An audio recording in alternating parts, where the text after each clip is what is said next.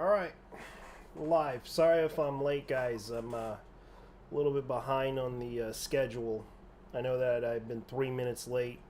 I'm just kind of didn't prepare everything as I would expect it to be. I guess I would have to tell you guys something.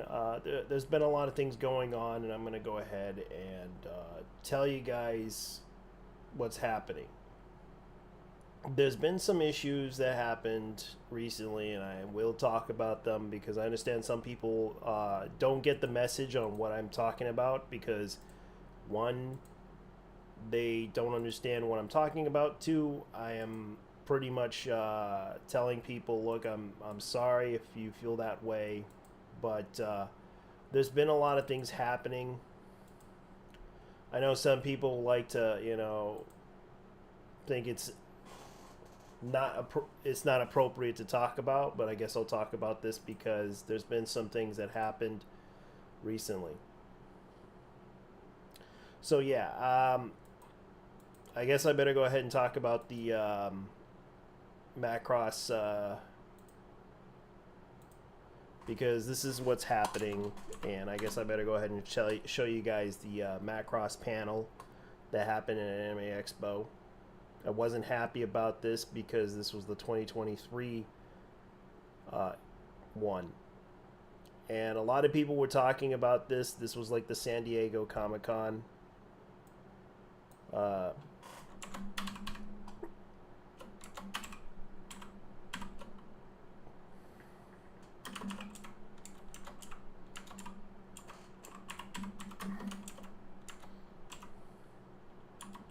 Let's see if I can get it to work here. It's like the 2023 panel that they did. I'm going to go ahead and show you guys the panel. It's like an hour-long panel that someone made, which upset a lot of people. So I'm going to go ahead and bring up the stuff here. I hope to... This is by Robotech X, the guy who did this. I'm going to go ahead and put this up. I'm going to play the video. Hopefully the guy actually has some really good... Any pre-show questions before we begin? Anyone? Anyone? Bueller? God bless John Hughes, by the way, folks. Okay. Folks, make sure you all come in here, because what's going to happen is during the presentation, we're going to dim the lights to black, so make sure you find a seat. You don't want to be stumbling around in the dark. I did that once during a panel, it did not end well. So, just want to let you do that. What we're going to do is we're going to do a presentation, we're going to have our guests up here speak, and then we're going to bring the lights back up. And we're going to do Q&A. We want you all to line up here at this microphone. And also run the Robotech Convention tour. And folks, we have some awesome guests I want to take a moment to introduce up here before we dim the lights. First off, from 3-0, we got our friend Cody. Cody can take photos of the slides, but we ask for everyone's enjoyment. Please do not use flash photography. We encourage all fans to use hashtag Robotech, hashtag SDCC on social media for everyone's enjoyment. Please silence all mobile devices and hold all the questions until the end. We have plenty of time for Q&A. And with that out of the way, my fellow Robotech fans, members of the industry, and invited guests, 2022 and the Robotech Past Prologue panel. Let me hear ya!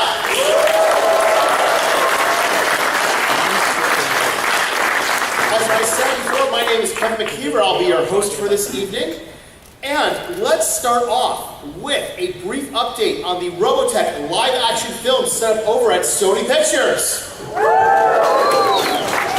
In April of 2022, Sony Pictures announced that Iron Man co-writers Art Markham and Matt Holloway are writing the script for the live-action Robotech film.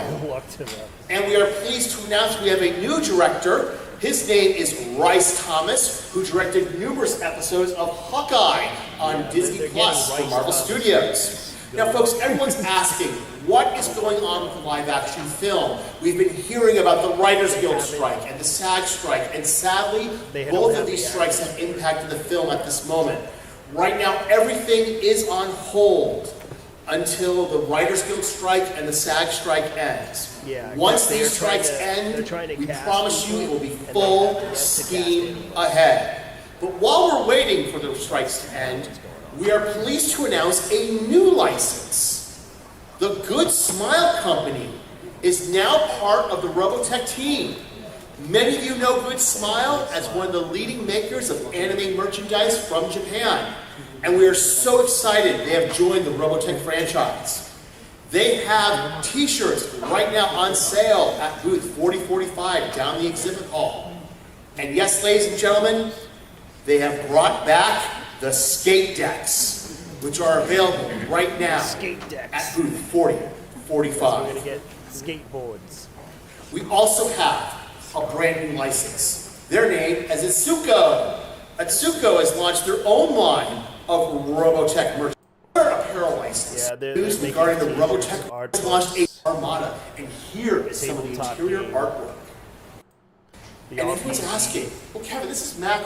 But we survived and rebuilt.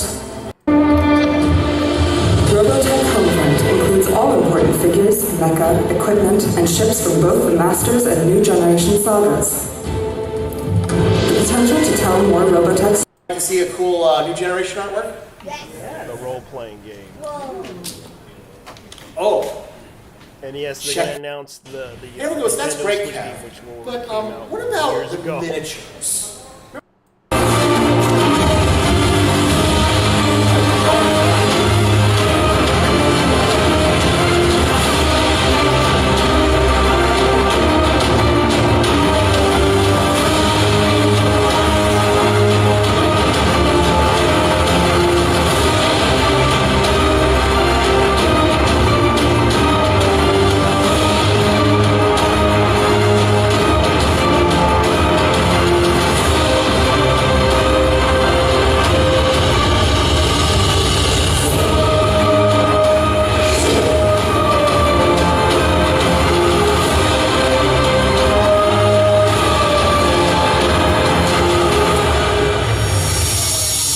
Figures. This is They talk wave about one the that's figure out right and now, everything, which and I wave know two will be about. followed by a This is new by Rick Cadence Hunter Connect. variant. They And actually folks, got you the might remember this original flight suit. The suit is made of actual cloth. Max Sterling figure, Max 1/12 Sterling scale. Kids kit concept. Fully articulated, and it's a I little would tough. buy it. You go down there, you're going to see something new. Because these are relatively really small, 1/285 from scale. 2090.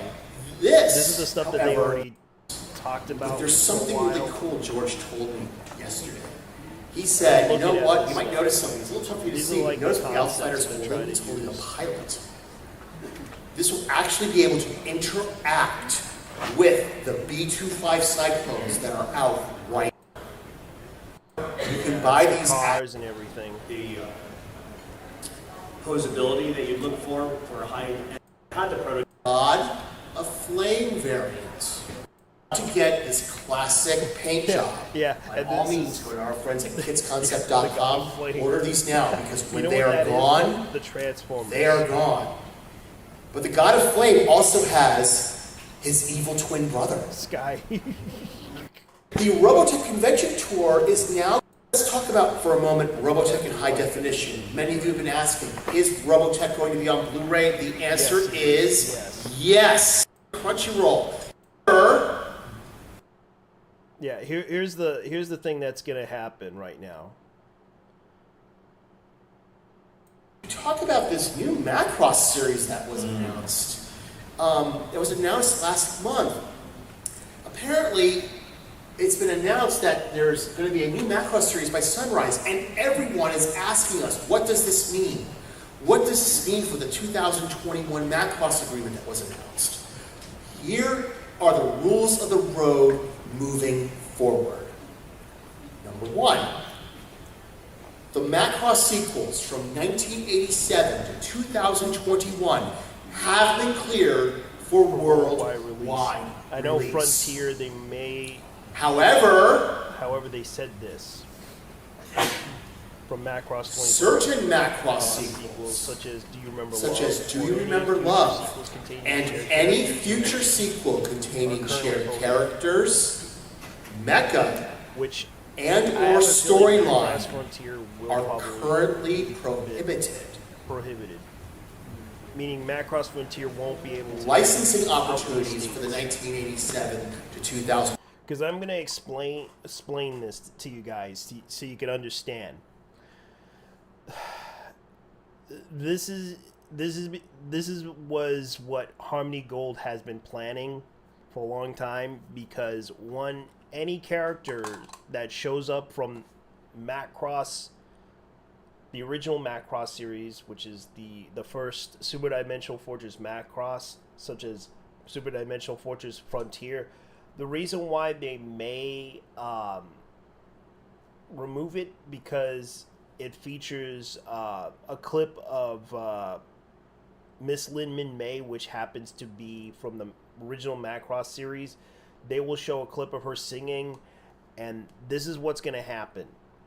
They're going to prohibit that. That was the concern that I had with it, because this was something that needs to be addressed to all the people that need to be concerned about.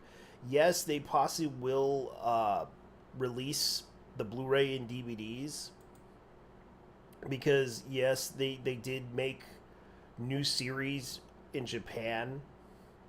For those who don't know about Robotech, this is basically what they were planning to release. I'm personally upset about this because this is something that has been what they mentioned in this thing. They said a certain Macross sequel, such as Do You Remember Love, which is DYRL, is what they're referring to. What is DYRL? It means Do You Remember Love. They made a movie back in 1984, which was Macross Do You Remember Love, that featured the original characters from the first series, such as Macross / Robotech. Roy Fokker appears on there. Rick Hunter appears on there. Sally Ma, you name it, appears on the movie.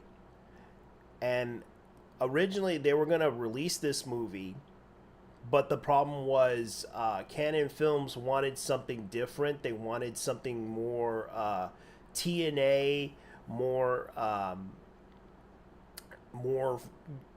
violence. Instead, they released it Megazone 2020, Megazone 23, which was like the first OVA of the whole thing, which I'm very disappointed by, because I did watch that movie. And Canon Films, it was originally tested in Texas, which I remembered when I was a kid living there. They did test out this movie. It bombed. It didn't do so well. Growing up as a kid, I wanted to watch that film, but it never got a chance because it was rated R, and I was like a little kid back then. I was just like probably like 4 or 5, and that movie kind of bombed like hell. So keep that in mind. They were using Megazone 23 as Robotech, the story, and instead of using Macross Do You Remember Love, which should have been the movie, which should have been that movie, because it was an awesome movie. And I highly recommend that movie, because that movie, but the only way you can watch it is via piracy, because it actually has the original Japanese vocals. It has everything in there except certain things. It's not the original story of Robotech / Macross. It is its own story, which is which tries to fit everything into a movie. Keep this in mind. I think most people find it interesting, because Macross Frontier, which I'm kind of very upset about, because it will feature Lin Min May. Macross Zero features Roy Fokker, which also is one of the original characters in Macross, the original Macross series, which won't appear in the US because it is currently prohibited by Harmony Gold. And that is what I'm upset about, because there is like a lot of like, I can show you what Macross Zero looks like. There are clips of it on the internet. Like, let me go ahead and go here. Macross.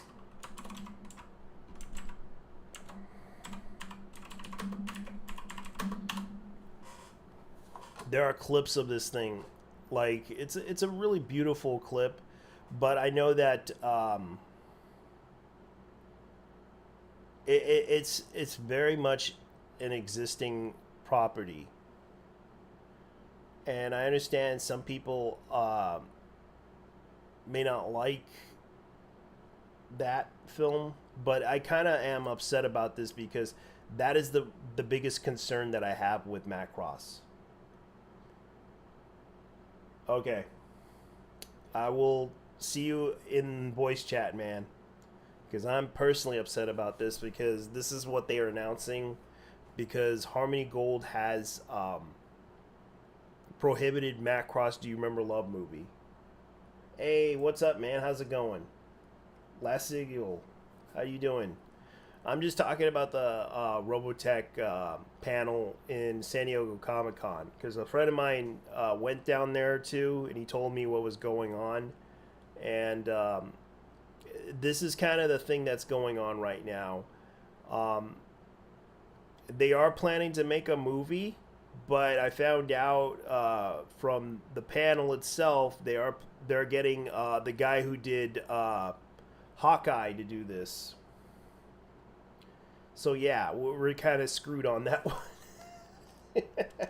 Yeah, they're trying to get the guy from Hawkeye to make this show. So what I'm going to go ahead and point out to you guys, this is something, yeah.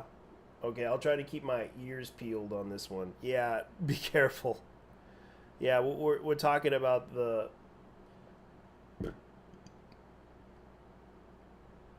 Yeah, that's from the higher-ups, because the reason why is because they own, like they said right here, they own the characters. They mention that Harmony Gold, like, the agreement was recognized by Harmony Gold long-standing exclusive licensing to Tosodoku. Like they said right here, Macross and the use of the 41 characters and mecha in Robotech television series and related merchandise throughout the world, excluding Japan. Moving forward, both parties will cooperate on distributing regarding future Macross and Robotech projects for the benefit of both franchises. So, that's what's going on. And it's kind of a big mess with Harmony Gold, because they want to make a lot of stories out of the Robotech property. And the problem is that they used a lot of assets from other animes, and right now they're focusing on the comic books and everything. And this is kind of what they're trying to do. They want to keep the brand alive. And it's pretty much what I would say. Tosono is blamed as well for that. Yeah, I know. They kind of they couldn't get the rights because Studio Nue. But here's the thing I'm going to point out. Like, I'm going to explain again. There was a situation to where in that Robotech panel, they originally used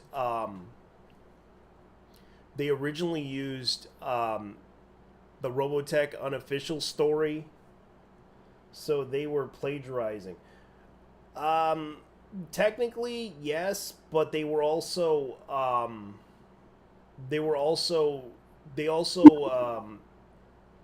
what's going on? Hey, what's up there, JT? How's it going? Doing fine. Hey, we talking Macross tonight? Oh yeah, we're talking about what happened at the Robotech panel in San Diego Comic-Con. Yeah, that was complete bullshit. Like, yeah, because the thing that's gonna bother me the most is that there's a list of animes that will possibly be copyright claimed, although they are planning to release It never ends, does it? Yeah, because the fact that Sony gave them the money to basically make a deal to make a movie, so they can claim the copyright of I the still, I still IP, love Robotech. I because they still were love about to expire. Sony could have been like, "Hey, we would like to make a deal with you guys. We would like to buy that from you." They could have done that, and they could have bought the IP from everything and been like, "See you guys." I mean, granted, I still love Robotech, but at the same time, can we give Macross some more love? Yeah, Like, seriously. especially when they're not going to be able to show Macross Do You Remember Love movie. That is what I'm upset about. At least we can get a bootleg version off eBay. Yeah, I'm not a big fan of bootlegs because I bought the let me see what was it that I bought? Oh yeah, I bought a bootleg version of Mask Rider Black RX. I watched that one. That was the only way to watch that series, and that was a bootleg. And especially I even watched Gundam Zeta bootleg back in the days, and the DVDs don't last. Boy, I I mean, really. yeah, because I'm not a fan of bootlegs because they don't last. They break down easily. Yeah, Sailing the High Seas. That's the only way you can watch that film is through the high seas, and especially Robotech. Actually, aka Macross. Sorry, Macross. Macross Zeta Live. Zeta or Zetia. I forgot how to pronounce it. It's a Thai Live. Zetai Live. They have Max in that movie. He appears in that movie. And sadly, I think they'll make a copyright claim on that character as well, especially Macross 7. That's what I'm worried about. Either that or they'll alter her name. Yeah, I'm not exactly a fan of Macross 7 because, I did like Macross, the OVAs that they did. I like the OVAs. yeah, Nikki Bobsita is kind of a turnoff. Yeah, I understand. Because Like, dude, he just constantly plays like the guitar, saying, "No, we just listen to my song for a moment," while everyone's shooting at each other. yeah, that is just retarded, man, and just what the fuck, man. But in I one of mean, the ovas, he finally was like, he had to pull out of there. Listen to my song, and then suddenly someone tried to shoot him, and he had to get out of there in one of the ovas. eh, Like he finally flipped the switch when he realized that they were trying to kill him. yeah. Well, at least Macross Frontier brought it back, so Yeah, it did. They did, and I was personally kind of glad they did, because a lot of people were kind of disappointed with the ending of that series from the TV series, but the movie kind of I have to say was a good ending, even though it was I can't spoil it. I like that ending. yeah. I like Wings of Goodbye too.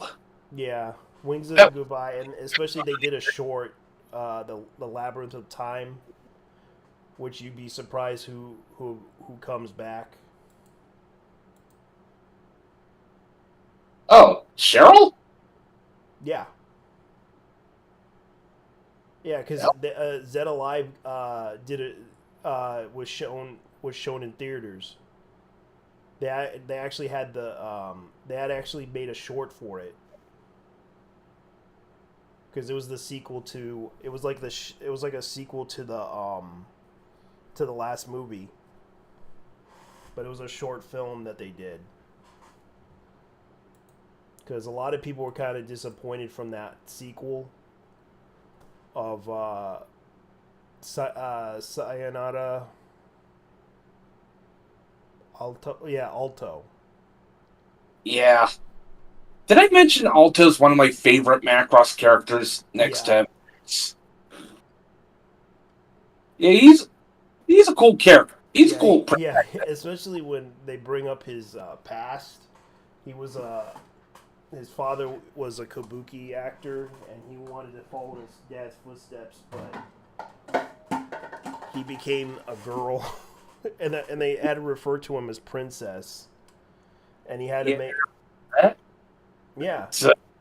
that's Yeah, that's called handing you lemons there. I know it was actually a pretty good series, and it's like they kind of did that. There has to be a fan base for Macross and Robotech. If Jada is making the line using cars and figurines, yeah, there is. There is a fan base for it. A lot of people are they're right now they're planning to release skateboards. They're planning to release a role playing game. They're planning to release figures. They're planning to release a lot of stuff. That's what the panel was for. They were announcing a lot of products that they were announcing, especially the movie. They're getting the guy from Hawkeye to do this movie. Let me. Because I, the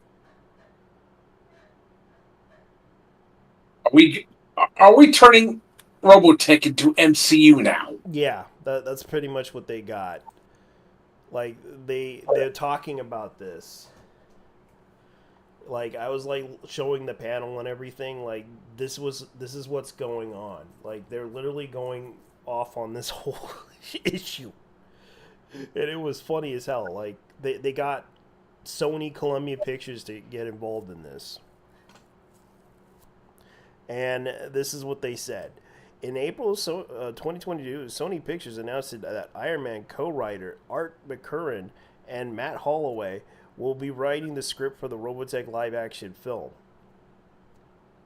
Expect awful jokes and really, really bad gag humor.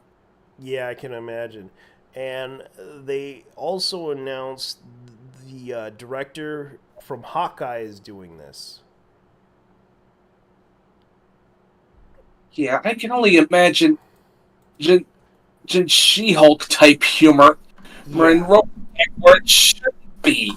Like, who?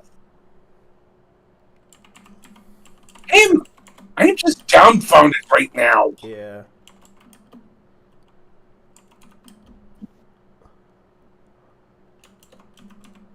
Yeah, but it's like they're literally gonna try to do this. Ryan Thomas,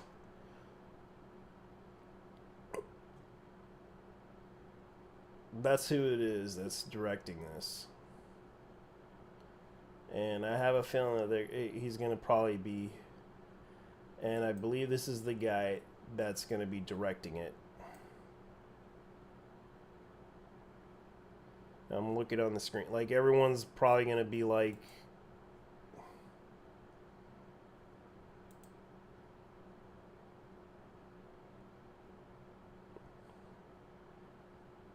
so that's what's going on, and I'm kind of worried about this because that show didn't do so well, didn't it?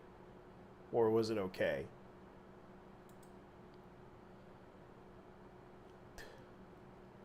So yeah, this is what I'm kind of concerned about because we won't be able to watch Macross Zero either. That's what, Right. yeah, because it has Roy Folker in there, and that's gonna be a copyright claimed by Harmony Gold. I wish Harmony Gold would just go under. I mean, I love Robotech. I love Carl Masick. Yeah, Just absolutely fucking hate Harmony Gold for how they've screwed the pooch on both Robotech and Macross. yeah, yeah, and this is kind of the thing that bothers me about this whole issue because the the fact that I like Macross Zero because the dog fights were awesome in that film, even though it was like, Yeah, I love Macross Zero big time, man. Like the dog fights were just a chef's kiss, man. I know, and a lot of people are talking should be talking about it, but a lot of people in the anime community are not concerned about this as by by the least. That's why I had to bring it up because Most of the anime community is so focused on really god awful shonen and really crap isekai yeah, that that isn't our battler Dunbine. yeah, and it's like I understand like there's also the fact that Lesnar's coming out on Blu-ray. Oh SP yeah, Lesnar is coming out. I really want to buy it. it comes out on Blu-ray. I just want to know the release date and Yeah. bada bing bada boom, I am there. I agree with you. Let me see if I can look it up for you. I mean, alongside Botoms is pretty much the GOAT 80s mecha anime, if you ask me. Let me see if I can look it up. SP Lesnar. Blue Comet SP Lesnar. Let me see if I can find it because I know they have the Blu-ray of it. Blue Comet SP Lesnar. Let's see if I can find the. No, I don't want that. Copy. Let's see if I can find it. Blu-ray.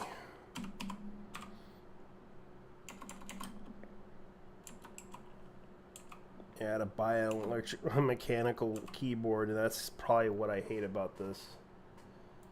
I wanted to do some gaming. Okay, Blu-ray.com. Breaker Red. They keep the mecha community hard. Like we're already seeing tunes in the mecha community, and that's definitely not cool. I mean, Yeah. remember what happened to the fighting game community? Let's see. The OVA and Blu-ray, the full collection. Yeah, they're gonna release the Blu-ray collection on that one, and that's on AV Watch. The source is, let's see. No.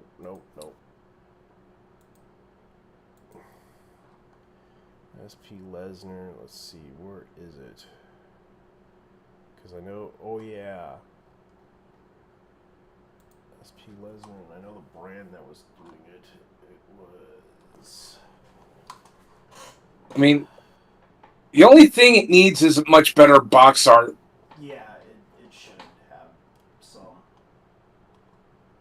Like, like the box art we are given during the disco tech reveal, Yeah. I say is pure shit. The problem with them is that they can only afford.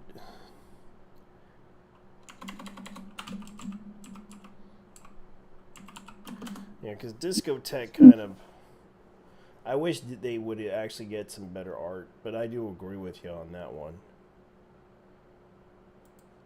Okay, because they are also doing Magaziner Z, I believe. That's the other one. Magaziner Z, which they're planning to release. Go Nagi World. That's another one. Let's see. Season 2 of Metabots, or Better not. yeah. I kind of do like that series because it was actually pretty.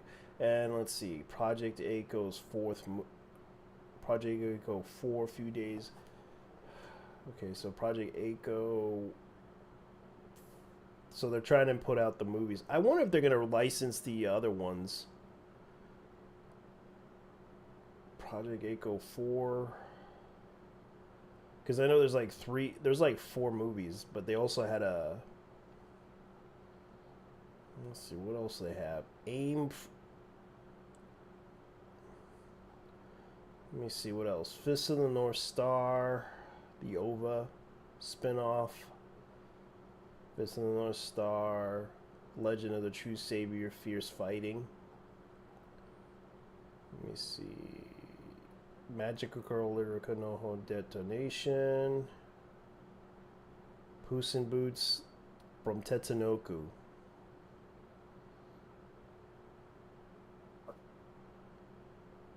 Yeah, here it is.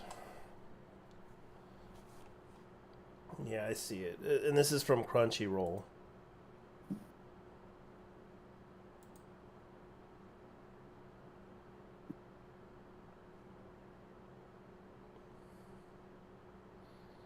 That's what I'm kind of excited about, too. The entire TV series and OVA in one release together remastered. Extras, selections, clean opening, ED. Long waited for fans. Yep, this is the one. Yeah, and that was their last announcement for that one. I mean, Photons and Laser are my favorite anime TV series, whereas Gundam Char's Counterattack and Do You Remember Love are my favorite anime films. Yeah. Yeah, and there's a lot of mech animes that deserve some love, but unfortunately, these days, not many people are focused on that. That's not even that. Like, most people are more focused on Mobile Suit Gundam, which from Mercury, because it has a female protagonist, and they want them to be lesbians. That is just the most shallow reason to actually be a fan of a Gundam series. Like a female main character, really, in a show that has featured such strong female characters in the past, like say Christina McKenzie. Yeah. Hey, Matt, JT. Yeah. Been a while since I've seen you. Oh, it's been a long time. No, I meant Matt, but yeah, well, JT. Yeah, it's been a while there. And I'm just kind of upset about this because I've been watching Macross. Yeah. Yeah, it's very hard to find that movie, especially if you want to pie. The only way you can get it through via piracy, and that's what I hate about it. Yeah, dude, it could be worse. Like, let's be honest here. You want to watch the Barbie movie? You had to do it through piracy means. Yeah, and of course because people are. I think I'd much rather take a big fat long shit in the John. Well, I can tell you this right now. People are kind of excited about that film because for some weird reason, I can only tell you this. People are talking about it because in some ways they say it's a communist propaganda film. The others say it's about Ken being a hero in this whole series, and they make Barbie into a villain. I just see this whole film as shit. Nothing more, nothing less. I understand because really. I mean, the only reason I was gonna watch it was because of Ryan Gosling, but even then, the my hand rhetoric pretty much told me, communist. This is more misandrist propaganda than anything else. Yeah. It basically ticks all the red boxes. Misandrist, communist bullshit, check. Yeah, but the funny thing is, the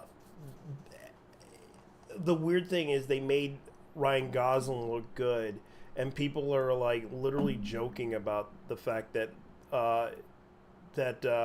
Ryan Gosling deserves an Academy Award for Barbie, and people were getting upset about it. Like, literally. Dude, that would be fucking hilarious if that happens. You know what? I want to see Margot Robbie's face when she reacts to this. Dude, this will be a great opportunity for her to cope and see to the point where she quits Hollywood. Yeah. And, to mention, and that's Robbie, what's going on. Robbie is just big as fuck. Like, she looks like she's about to hit the walls pretty soon, if she hasn't already. Yeah, and that's the what age sad is part her about again? it. Wait, what age is her again? Like she's in her mid-30s or something? Yeah, but the funny thing about the ending, like people were explaining about, and I'm not gonna say this, conservatives and Christians are burning Barbie dolls, asking people to boycott the film for anti-men and full of transsexual, transgender homosexuality. I feel like this one needs a community note because Neon watched the film. I just see this movie as just plain shit. Hey, Yeah, it's and there's why like would clips. There's like clips of it like on Twitter. Like they were I s- literally blaming Barbie for ruining a generation of girls, and they were literally like, "You're a capitalist. You're a capitalist shill, Barbie." And they were like, the girls are like literally blaming her for their childhood. Whoever Wait, wrote what? this, yeah, that's what they did. Greta Gerwig was the one who wrote this. That was the same chick responsible for the Harley Quinn movie. why won't people think more? Just why? Why are people so fucking stupid? I don't know, but the funny thing about it, Because it takes actual effort, and here's the other part. People don't like, even though people don't like being talked down to, they're gonna do it because they're masochists. Let's be real. That's exactly why a lot of people ended up watching the Barbie movie because they're masochists. yeah, and the funny thing about it is like they're trying to. Also, then there's the normies. You got the normies who are not exactly political. They don't give a shit what you and I think. Yeah, especially now when we tell them that X is a bad idea for Twitter brand, but unfortunately they decided to do that anyways. The lady who made this decided to do it anyways. This just looks retarded Yeah, too. just imagine them using the DMX song. X gonna give it to you, gonna give it to you. X is gonna. Give Oh! Speaking of X, did you hear about Yoshiki from X Japan actually going after Elon for uh wait for the fact that X is pretty much named at pretty The much shares logo, the same connotation as X Japan. yeah, the logo. I think he could probably sue him for the logo. They better sue him because, good lord, Elon is fucking up. You know, I heard the guy. because I I don't heard the mind guy it. is like, Because dude, here's the thing. A lot of people don't like Elon for multiple reasons. Either he's a corporatist, he's a China shell, he's a free speech absolutist, quote unquote, or he's pretty much a pragmatist psychopath. He can't win. He can never win with these motherfuckers. You were saying, Matt?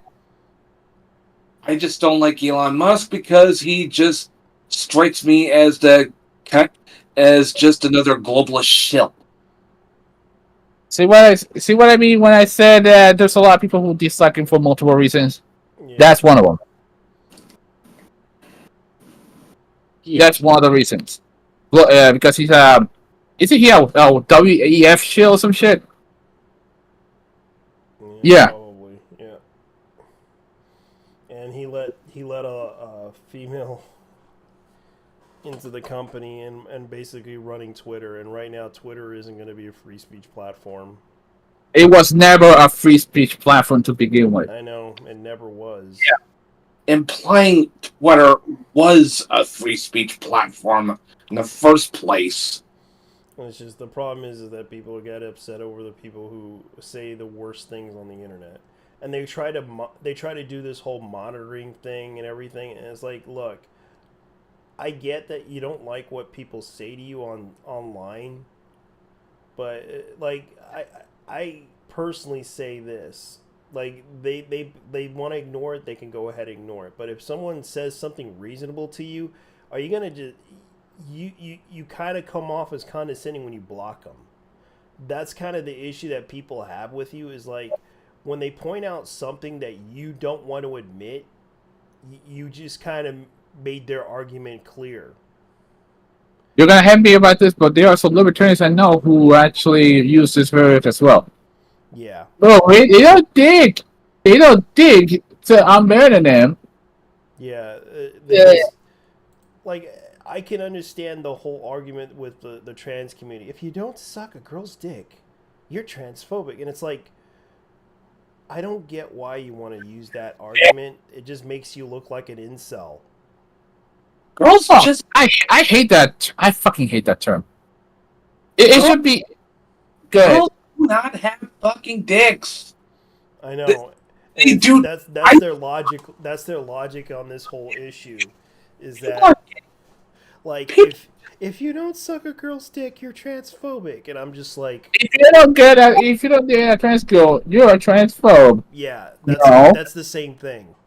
No, it's called. I prefer adhering to actual human biology. Yeah, I know. Jeez.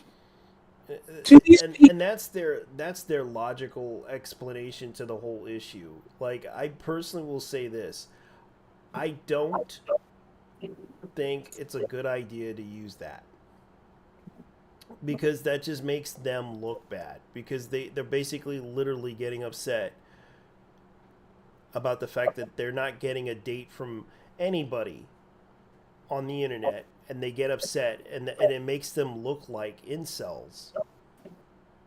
I understand the struggle. Like, look, you want to be your own girlfriend. That's cool and all. But here's the thing I'm going to point out to you guys. Don't act like assholes online just because someone says no to you at a bar or online or on Tinder or any other platform that you use. Or real life. Don't take it personally. Just move on. If only it was that easy. Yeah, if only it was that easy, but they can't accept that. And they just keep complaining online and bitching about it. And that becomes a point that, yeah, they're possibly incels on that whole issue. Okay, I want to say, like I said before, you guys need to gatekeep the actual fuck out of normies in the mecha, in the mecha. Like, even casuals. Yeah. Gatekeep them. Gatekeep them. Get them. Do everything you can to keep fuckers like me out of the fan base. Yeah. Yeah. But I'm not going to try to, tell them, like, you need to go. Because And- you're starting nothing but trouble. I would do that, but the problem is like, sometimes people are very patient with them. And I just tell them, like, look, if you don't know what the fan base is and if you can't accept the fan base for what it is, then leave. Like, Yeah. Not to mention those who constantly bitch about gatekeeping are the real gatekeepers themselves. yeah. And that They're becomes, and they very become the worse. thing that they They're don't, worse than us. and they became that thing.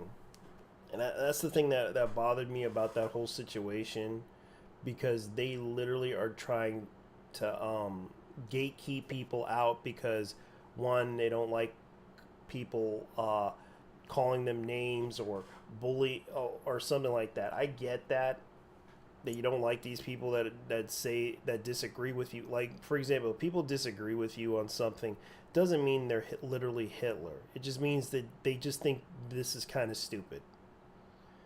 And you need to probably clarify with them about what the issue is.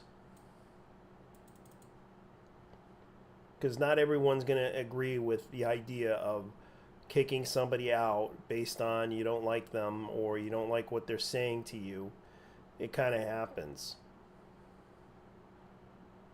Like, there are people that I just avoid.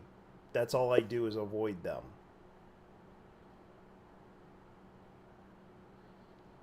Or I tell Yeah. him nicely, sir. I'm sorry. I'm not going to talk to you. You have a nice day. Bye. Have you actually watched any of the series? That would be one of the questions. What? Have you? No, no. Think about it like this. Ask them. Have you ever watched any of the series involved in the fandom? Which ones? No, it's a question that you should be giving to these people Yeah. as Yeah. a gatekeeping Like for tool. example, have you watched the 1996 OVA of what was that? Dark.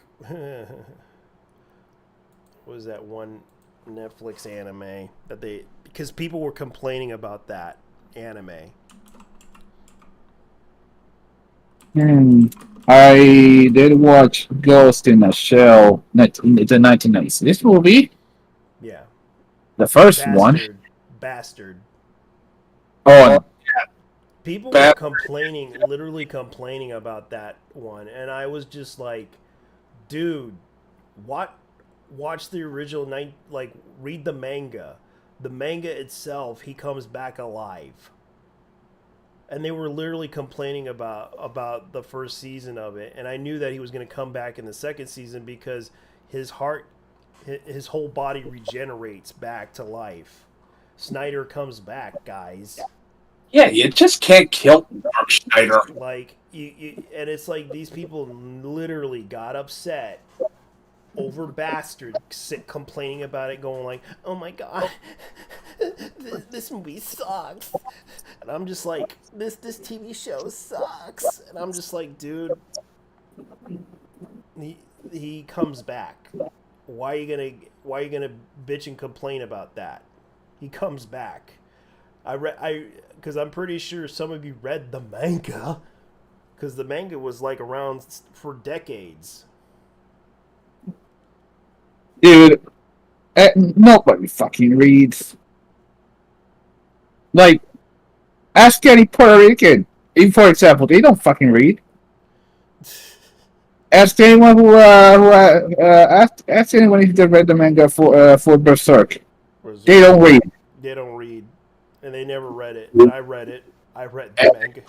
Refuse to read because they're a bunch of garbage and And speds. they complain, like, I remember someone complaining about about that one. Like, they read the Berserk manga and they were freaking out. Like, oh my god, this manga is so violent.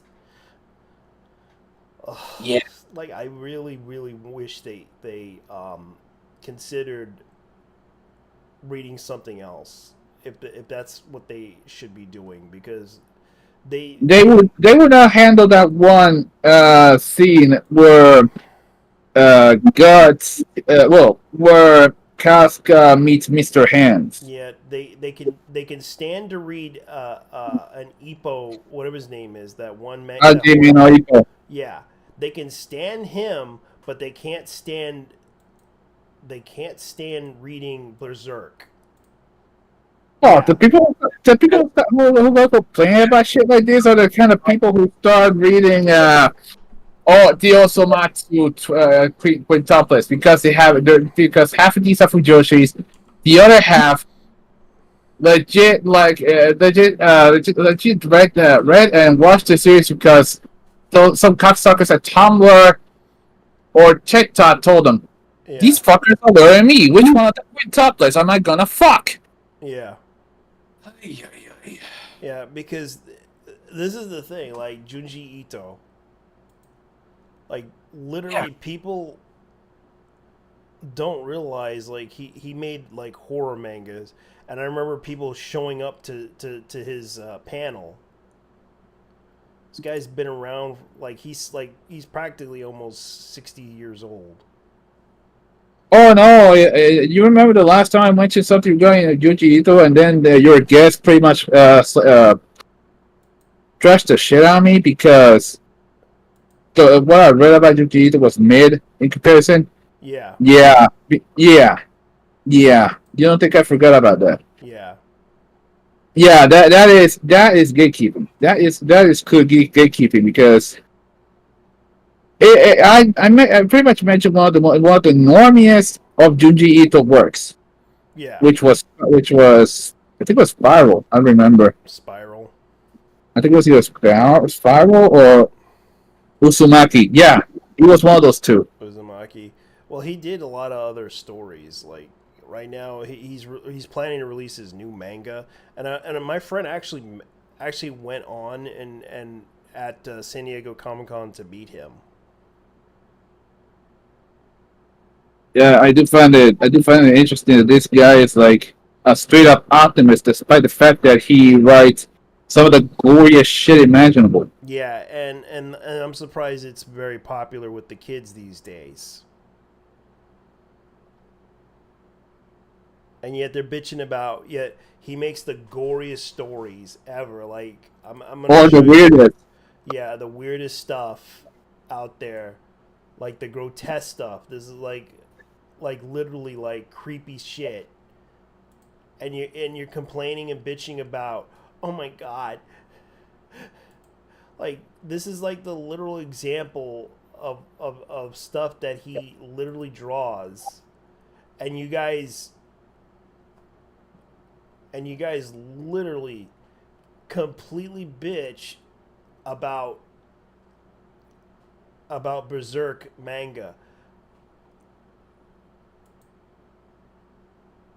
Like they literally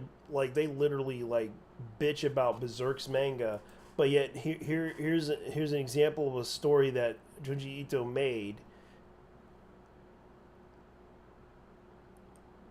that creeps the hell out of people.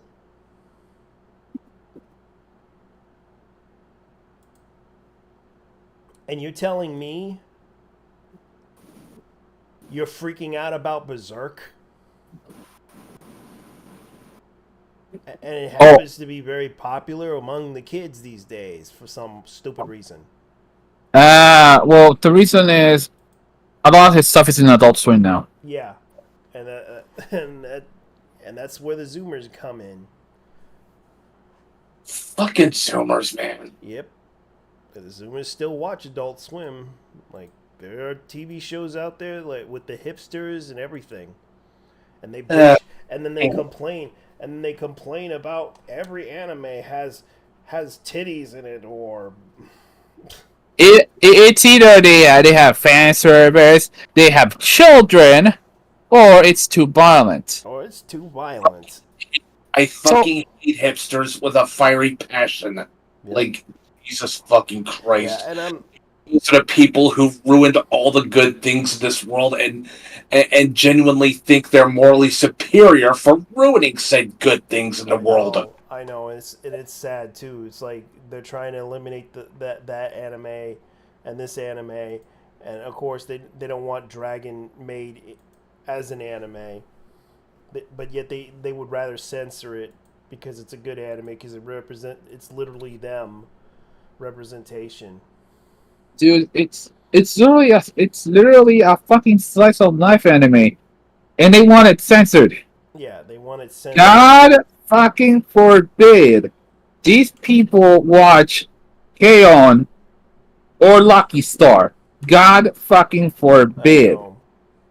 God fucking forbid they watch something like Armor Trooper Voltons where the setting's all grim, dark, and dystopian. Yep. Or Jinro. Oh, yeah! Right wing death squads, everybody! Oh, here's another funny thing. Let's see here. Reprints for all volumes of sci-fi mystery series Heavily Delusional by Masakazu Ishiguro. Shiguro or Ishiguro, if I pronounce it right. Hold on. Heavily Delusion. Ishiguro. Yeah. No, yeah, you said it right. That's a miracle. Yeah. Okay.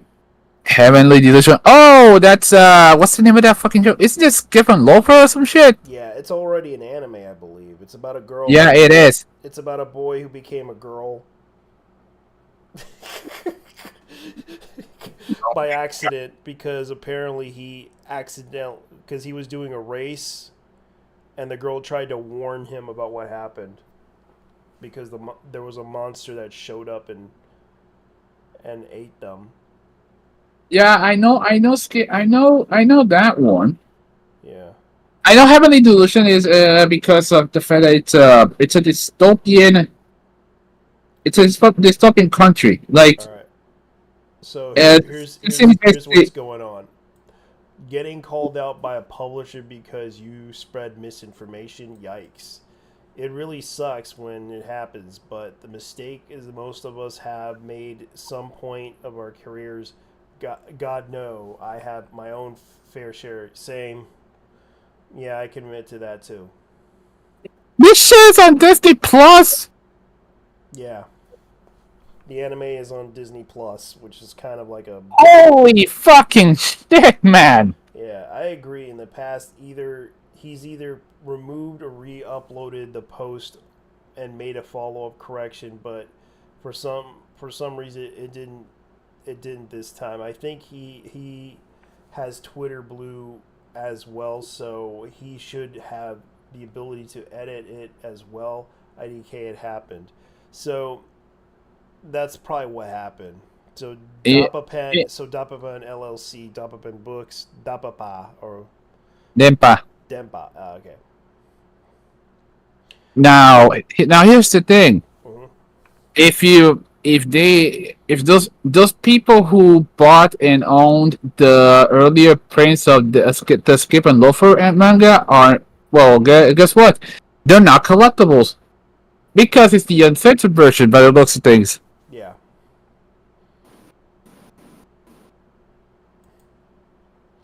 Yeah. I mean, also the artwork is actually pretty fucking decent. I was gonna say weird in the case of the character design. It's a little more rounded. Yeah. It's different, yeah.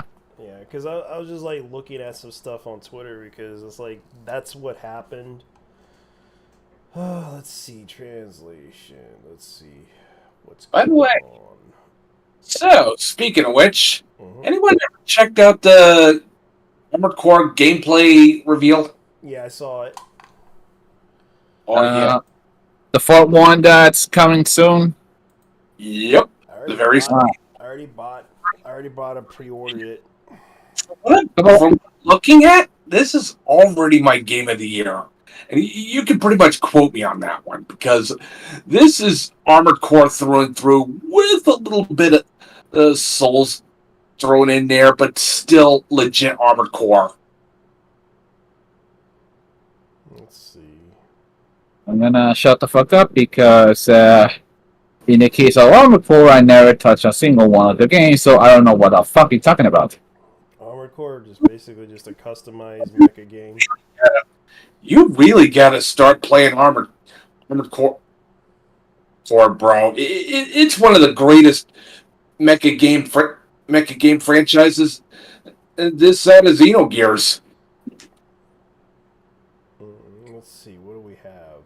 I'm just gonna gatekeep, you know. Let's see, where is it? Let me see some news here because I would talk about this other one that happened recently where I found out. You know the group Sorbet, whatever their name is. Yeah. No, you said it right. It is Sorbet. Yeah, they broke up. Yeah. So this is what they said. Hello, we are sad to announce that Sorbet will be disbanding. We want to clarify that it's not due to the turmoil between members. The three of us are still friends who cared about each other. The reason behind our disbandment is the whole situation taking a huge toll on our physical and mental health. The three of us were doxxed, threatened, people interfered with our personal lives, so even though all we wanted to see is Sorbet through and achieve our idle dreams together as a trio, we all thought it would be the best if we dissolved the group. However, yeah, that's kind of sad. You know who's the culprit behind this shit? Who? Yeah, can we please? Hassan. Yeah, can we please take a visit to Hassan Piker's mansion and have a little chat with him? Yeah. I Just know, have a- I know. Everyone's blaming Hassan for this. yeah, Hassan, he's a little bit of panelist. we just want to chat with him. That's all. I mean, Yeah. we swear we're not violent. We just want to have a little chat. And like I said in this comment, personally, I think you ladies should take some voice lessons. I don't believe you should quit your dreams. Because I actually listened to how they sing. They were off cue. They were Yeah. off. Yeah, a little off cue, but hey, a little voice lessons should do them good because Yeah. they got potential. Yeah, they got potential, but the problem was their voices weren't in cue, weren't like in like unison to each other, and that was the biggest issue that I had with them. I don't want to say that they're bad, but they seem like good kids, and I feel bad that they got bullied online for this stuff Yeah, because a lot of it has to do with the fact that they wanted to do this as their dream because they did this in conventions and such, and they loved doing the idol culture dances and everything. I don't hold it against them. I seen kids like this that want to do that stuff, and they think it's kind of cute and funny or cool. yeah. By the way, can I say something? Yeah, go ahead. As cringe as Sorbet may seem to be, there are many things far more cringe, like Chris Chan, Hassan Piker, the Young Turds. Yeah. And yeah, a lot of people are like ahead of you on that whole. I'll never forgive Hassan for this. Candyman, you're our only hope. And I will say this. Like I said to people, I don't. At least I'm not the one like. And it's like people are literally making the meme of are literally posting memes of this. Hassan, I'm coming to kill you. Oh, he has his chance to punch a quote unquote Nazi. But no, he decided to go after a bunch of teenagers, huh? Yeah. It really shows where his character lies, huh? I know a lot of people are like, Piker, you're next. Hassan! You know you gotta fight Sam!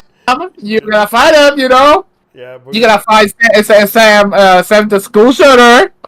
Sam the school shooter. Sam. It's a chance, boy! The ghost of Kiev.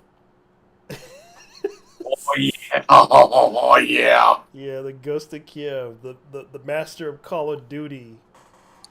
Yeah, the fatal leader of Al Qaeda. The leader of Al Qaeda. Yeah, he was. Yeah, Al Qaeda. Yeah. The man who can do 1,000 moves on a woman. Oh no! Samad al-Hayati. Yeah. Samad al-Hayati. He's out for blood, and Hassan is being a bitch.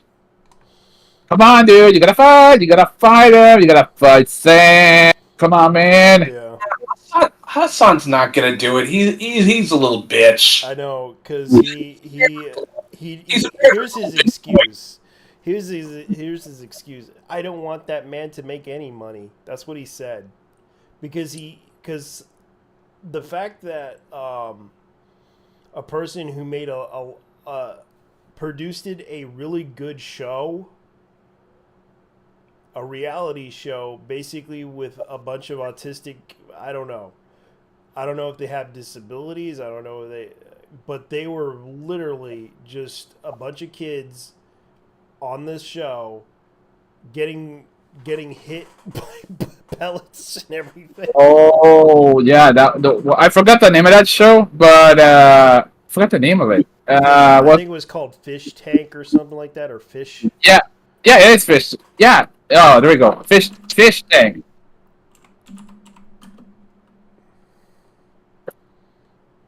Yeah. Yeah, it was like Ironically enough, the autistic girl in that show ended up having her own fan base. yeah, Sam Hyde's fish tank. And the fact that they're actually selling a DVD, which I find hilarious too. It's at I'm guessing that's on Gumroad because that's the only place where these guys are even selling their MDE shit. I know. It's kind of funny though, because it's like Fish Tank Live.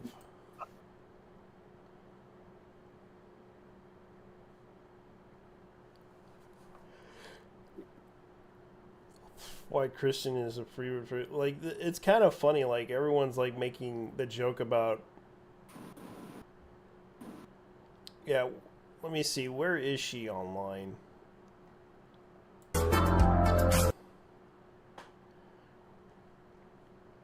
But they can't help but laugh at that show because that show was actually pretty good. Oh, here it is. Here's the Fish Tank Live app. And you have to have Fish Tank 2.0.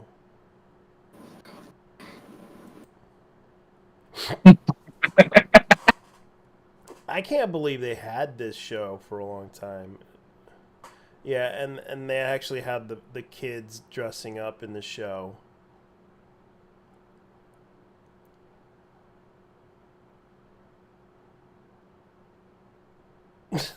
Oh god.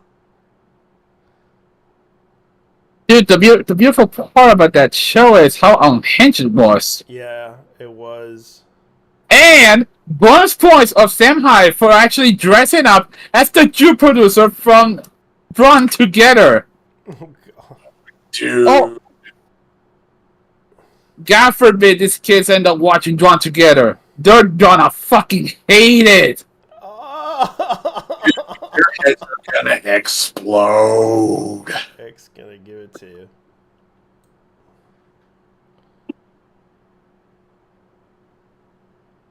I should probably buy that. Man, I really hate to say this. It's hilarious how they're gonna try to pull this off. X is gonna give it to you. Like I will say this, I do feel bad for Sobert because they didn't deserve this. I would say get some singing. I would say to them, please get some singing lessons, kids. And don't give up your dream. Just practice until you get better. The most I would say to them would be, get some singing lessons, guys. Trust me. Yeah. Not bad, but your synchronization could use a lot of work. Yeah. The pronunciation is alright though. I saw the pronunciation of Sutoraveri. Yeah. And Burakimeri. But yeah, they need to take Japanese lessons. Yeah, some Japanese lessons and some voice lessons. That's all. At least advanced Japanese. Yeah. And I don't think Hassan here's more of Hassan saying it's valid to make fun of them. Yeah, can we all just have a little chat with Hassan Piker? I mean, yeah. And this is the thing that happened, and I'm gonna go ahead and point out this is we're not violent. This is the clip that straight up went viral. So I'm gonna go ahead and show everybody the clip. Here we go. 1, 2, 3. Quick history lesson. My color response includes 2 moves. Dude, there's something really sad about this, actually. Now that I'm looking at this, like, they just, like, got dressed up and shit. Like, YouTube's just, a bit like, delayed on my end. So lame that I almost feel bad making fun of them. And then... Yeah, at least by... I know the delay is, like, 5 seconds. 5 to 10 seconds. At least I remember that. Well, he does admit... He does admit that he made fun of them. So I'm going to go roll that back here. Feel bad making fun of them. And then I'm reminded of this moment, and I'm like right back into it. Strawberry, and then you repeat back, blueberry. And when I'm like, at first I'm like, I can't make fun of them, but then because it's like kind of sad, they're playing dress up, and then that comes back, and It's like, no, it's valid. trio. And then quick history lesson. My color response includes 2 moves. Dude, there's something really sad about this, actually. Now that I'm looking at this, like, they just, like, got dressed up and shit. Like, it's just, like, so cringe and so lame that I almost feel bad making fun of them. And then I'm reminded of this moment, and I'm, like, right back into it. Strawberry! And then you Yeah, so, yeah. Hassan really did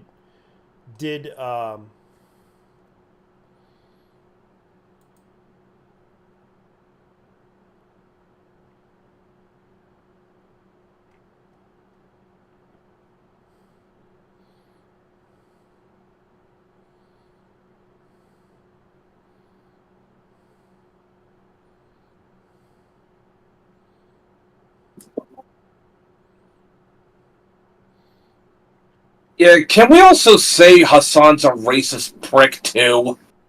Oh yeah, definitely. I'm just gonna say this. I admit, I at first I thought, well, you know what? I don't think these kids deserve to be harassed online. But when it came down to it, they were harassed, and I feel bad that Hassan got involved in this whole situation. And his take, I'm gonna say this right now, his take is bad, because of the fact that he tried his best to be tolerant, but he kind of showed his mask off in that whole take on that whole situation. He's a tanky. The last thing these people show is tolerance.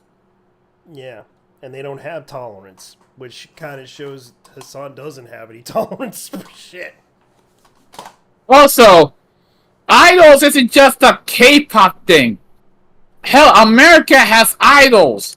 They're called pop stars. Yeah, they're all pop stars. And of course, they got upset with a bunch of little kids that wanted to become idol singers are a global thing. You got Chinese pop singers, you got Taiwanese pop singers, you got K-pop singers, K-pop idols, J-pop idols. Yeah, and we got rap voice actresses who are also idols. Latino idols, that shit. Yep. And I will say this. The only thing I will say, and this is the final word, like I said, ladies, don't give up on your dreams. Just go ahead and sing. If you really like the pop idol stuff, the Japanese idol culture, it's okay to like it. I'm not saying you should hate the people. If people are gonna hate you for this, I'm just gonna say this. I think you ladies need to practice more. That's the only thing. I understand that you like to do this at conventions and such, but here's the thing. Get some voice lessons. Show people that you really, really want this. And the other thing is, block these fuckers like Hassan Piker. Yeah, speaking of which, can we also take a visit to his mansion and have a little chat with him? I call this on his Taycan. I call this on his Porsche. Yeah. Oh, not fair. I wanted his Porsche. Yeah, and the thing that bothers me about this is that a lot of people are trying their best to do this. Okay. I think I do have Armored Core. I did pre-purchase it. By the way, you should talk to his uncle too. Talk to his uncle about this. Oh yeah, let's talk to his uncle. Like, just a little chat. Yeah. Yeah, speaking of which, let's talk Armored Core. And why it's already Game of the Year. A couple of friends of mine are actually pre-ordering the game. So I pre-ordered it. I pre-ordered it already. Yep. I bought it months ago.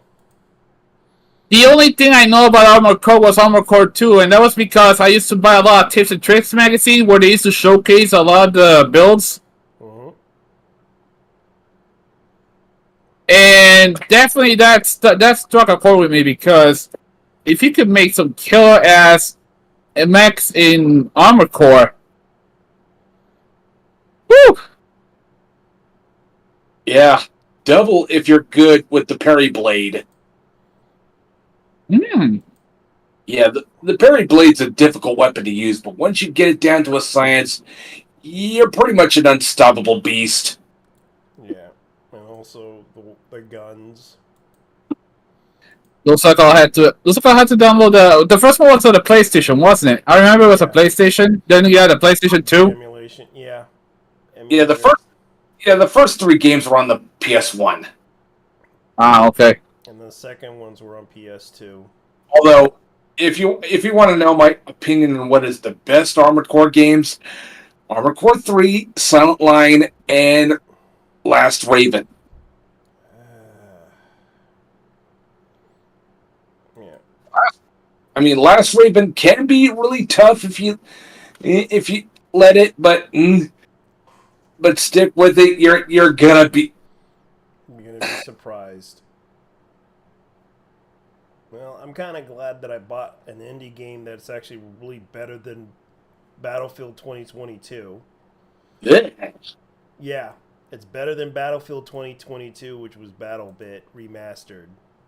Oh yeah, I've heard many good things about this game. I can only tell you this: it can make you rage quit. Yeah, so basically, like every single Call of Duty game, huh? Yeah, but this game actually does have like a reminding of the original Battlefields, like Battlefield. What was that one? Battlefield.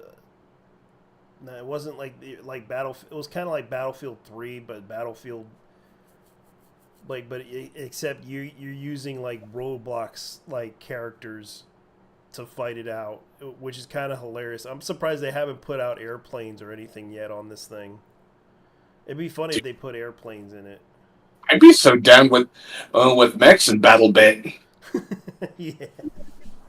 Like, imagine Armored Core, but with Roblox. Yeah. They could probably pull it off if they wanted to. I just find out right. I think we're already seeing a bit of a Roblox Becca game called All Walker. All Walker. Yeah, I mean it's. I'll type it in the chat. Yeah, but the funny thing about it is that the developers say that they actually made a lot of money off of this game because already there's like 1.2 million people that downloaded this game. BattleBit kind of reminds me of Brick Rigs for some reason. Brick Rigs. Yeah, Brick Rigs is basically like think Lego games, but with guns. Yeah.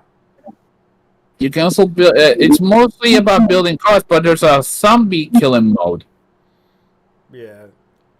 And I think this game is actually pretty good. It's not like the best game because they're still working on this game. And to my understanding, the developers, I do feel bad for the developers because it's going to cost them a lot of money, especially making the servers.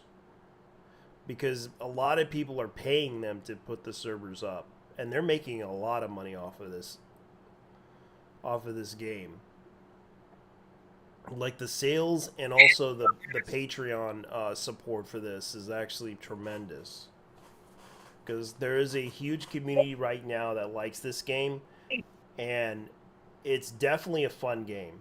The problem is that I do feel bad for the developers because it's going to cost them a lot of money because they took a huge risk making this game. And I personally have to say they are beating Call of Duty to shreds. They are beating Battlefield to shreds because there is a huge support for this game. Like, you could look at the community thing.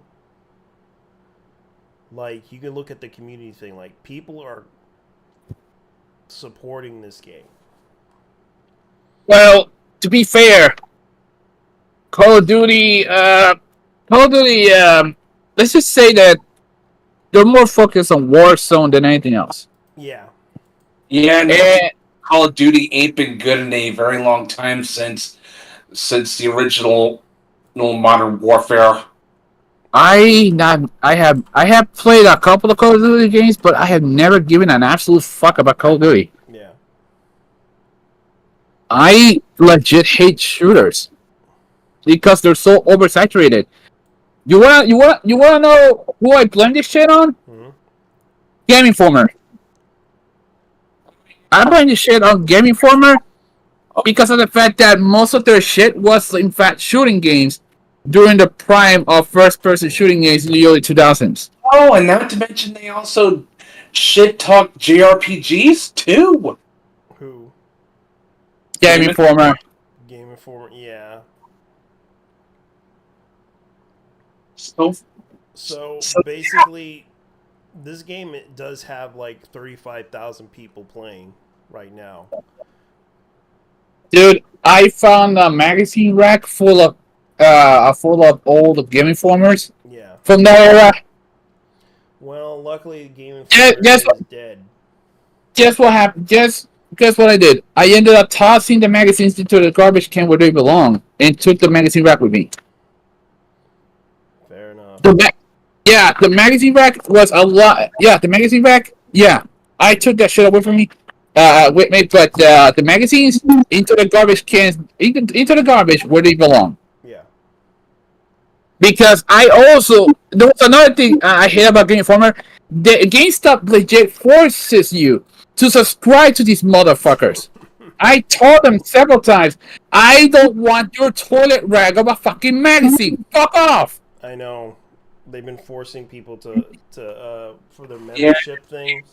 Dude, what do you? You could say I want to discontinue my membership with you guys because I don't want to read your magazine anymore. That's what you should have done. Give up the what you Funny- call, because I funny had to do thing- that. Funny thing about that, I will give the Puerto Rican government a very rare W for kicking them out for not paying taxes. Yeah, because they didn't, and yet they were charging people taxes. No, GameStop were not. No, the guys who had the GameStop franchise in the island were not paying taxes to the state Yeah, at all. and they Yeah, they left. They had never returned ever since. I mean, they left like 10 years ago. Yeah, I heard about that. And I wanted to probably. I was thinking about making a video game store up there if I ever decide to go into business. But I'm gonna probably start out small. Yeah, there is a gaming store called Game On, which in go like this. I'm actually surprised they have not been sued by GameStop because they use the same exact font as the GameStop store. It's the Chinese that are doing that.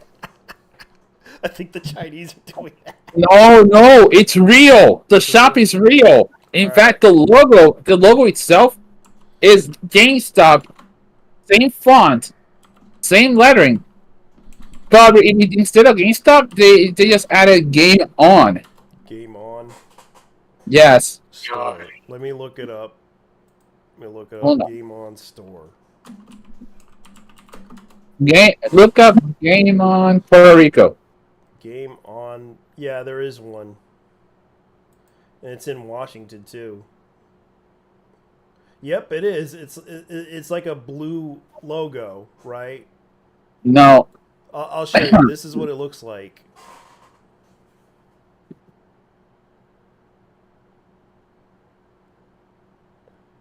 Let's see if I can find it. Yeah, because I'm looking at our version of Game On, but it's like a board game store. Oh, that's not it. I'm gonna upload. I have a feeling that Game On is going to probably sue the Puerto Rican store.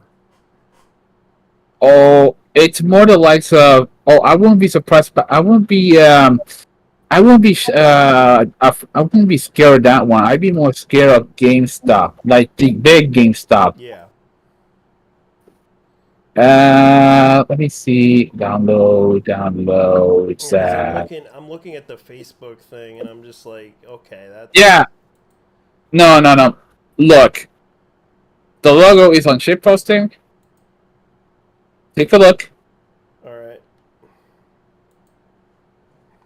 Yeah, the one that says Game on Atillo.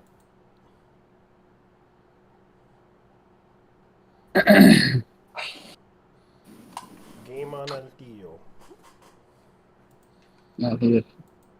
Yeah, I'll look it up.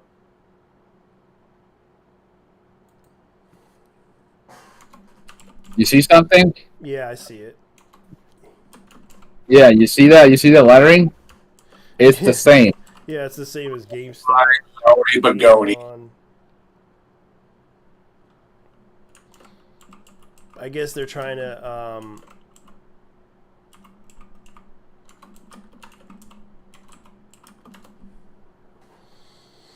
let me see. They're pretty much trying to fill the space that GameStop left. Yeah. And here's the thing, you can also get retro consoles as well. That's a better deal than ever. Yeah, I see the pictures and everything. Yeah, they do have some in Puerto Rico. They have like, let me see, 1, 2, 3. They even have one in Bayamon, and they have one in Gano, and let's see what else they have. Let's see, they have game and smart solutions. Oh, that's different. That's another Puerto Rican one. gaming room. I know there's like arcades at the mall in Puerto Rico's mall. Yeah, timeout.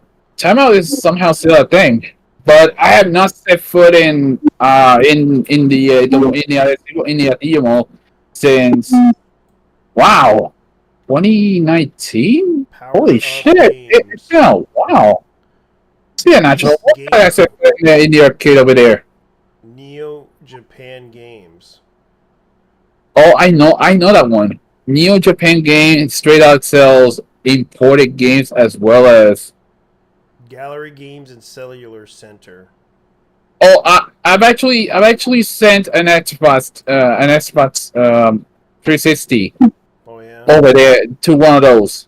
To the cellular ones. Oh yeah. And what happened? Let me say that there was after the second time they had it was done. It was fucked. Yeah, it was dead. It was dead on arrival. Yeah, I can look at the pictures and everything. Like, yeah, that's like a small little store. Yeah. Yeah, there's also, let's see what else they have. Like, man, they got. Yeah, you can also get this the same place where you can get like an iPhone and shit. You can also get old school consoles or emulators. Yeah. In fact, the computer shop where I went to actually had an emulator, but I forgot. I never asked. An emulator console. Yeah, and yeah, it was a. How should I say this? It was a. What's the name of those types? The tabletop ones with the joystick with fighting joystick. Yeah. And I can see the game on. Oh yeah, the Thrustmaster. Or the arcade sticks. The arcade sticks. Yeah. E-gaming All right. shop. Yeah, they sell computers and everything. All right, JT. To please our buddy Matt, let's toss a mobile card, man, because I wanna. I don't remember if I did play a mech game that was similar to Armored Core, but I don't remember the name of it. Mech Warrior. Was it Mech Warrior? It was on the PlayStation 1. Like 1996 PlayStation lineup. Oh, I think I know what you're talking about. Boost. I think it was like Boost or something like that. Omega Boost? Omega Boost. Omega Boost? Yeah, where you fight in space and everything, and you're shooting the hell out of shit. Yeah, that game was awesome, dude. Yeah, I remember the intro to that thing. That was actually a really good, awesome intro.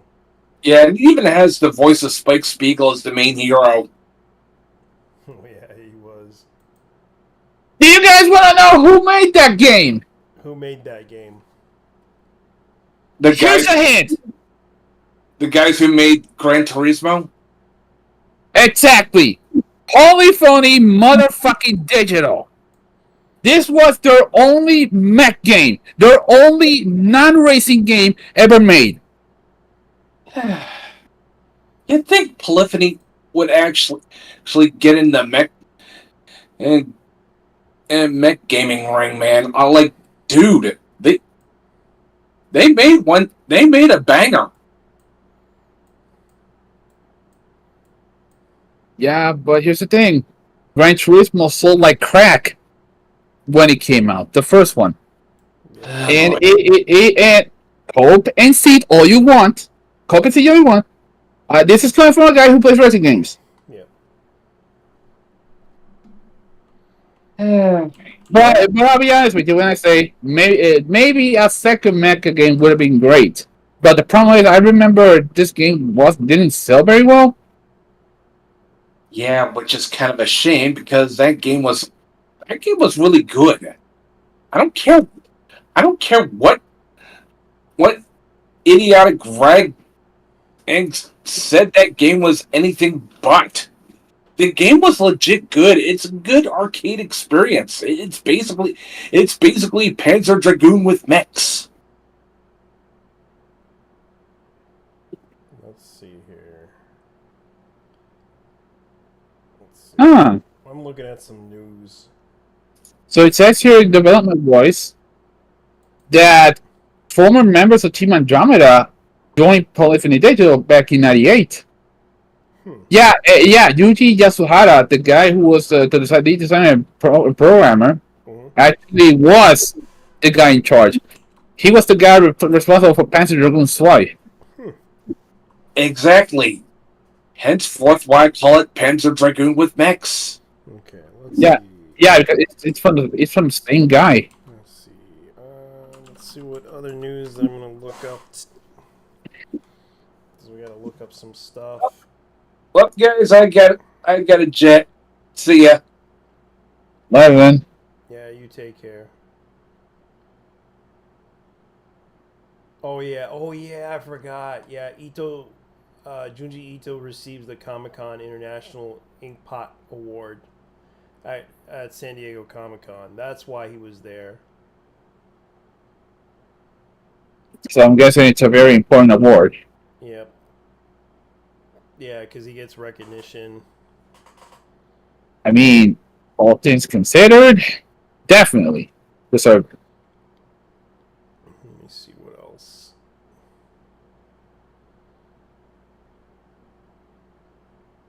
So they're making a Gamera anime. And it's going to be debuted on Netflix.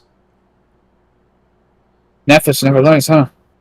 Yeah, Netflix never stops making content. They're focused on content, and they're spending all the money they can to get all that content on there. And I thought they were gonna give up on it. Oh no! The thing is, since they're gonna be making the One Piece live action, well. Yeah, and I did see the FLC Grunge. Like, everyone's talking about that.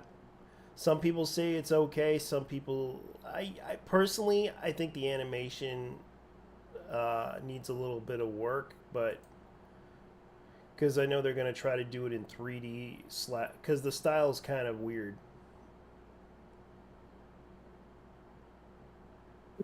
Wait, what's the name of it, of this? I'm gonna check it out on Brave.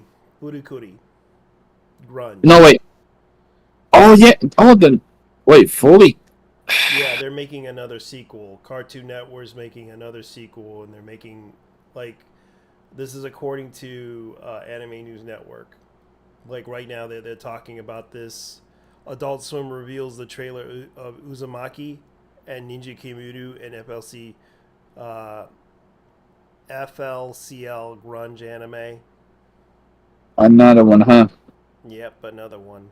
Which Okay. which Jason because DeMarco. they made alternative, and the other one I forgot what it was called. Progressive.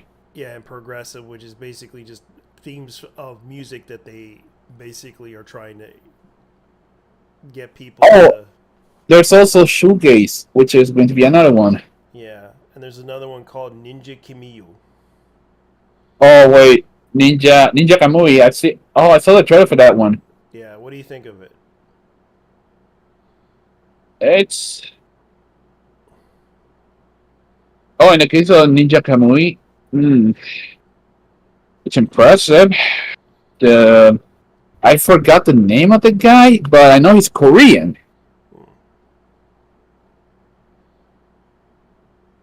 Oh, oh Sung-Ho wait, Park. That's the guy from yeah, Sung-Ho Sangwoo Park. Park.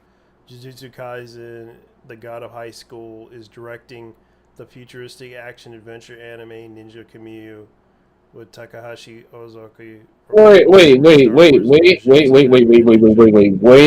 motherfucking minute. You What? just told me. Yeah. You just took. The director of Jujutsu Kaisen Mm-hmm. is a Korean dude. Yeah. Sangwoo Park, Yeah. not Korean. Yeah. It's all Korean. My bad. Yeah, and they got the characters designer of Afro Samurai and Star Wars Visions and Batman Ninja to do the thing under Park's new studio E&H Productions and Sola Entertainment, Lord of the Rings War of He also Time. worked on Banana Fish.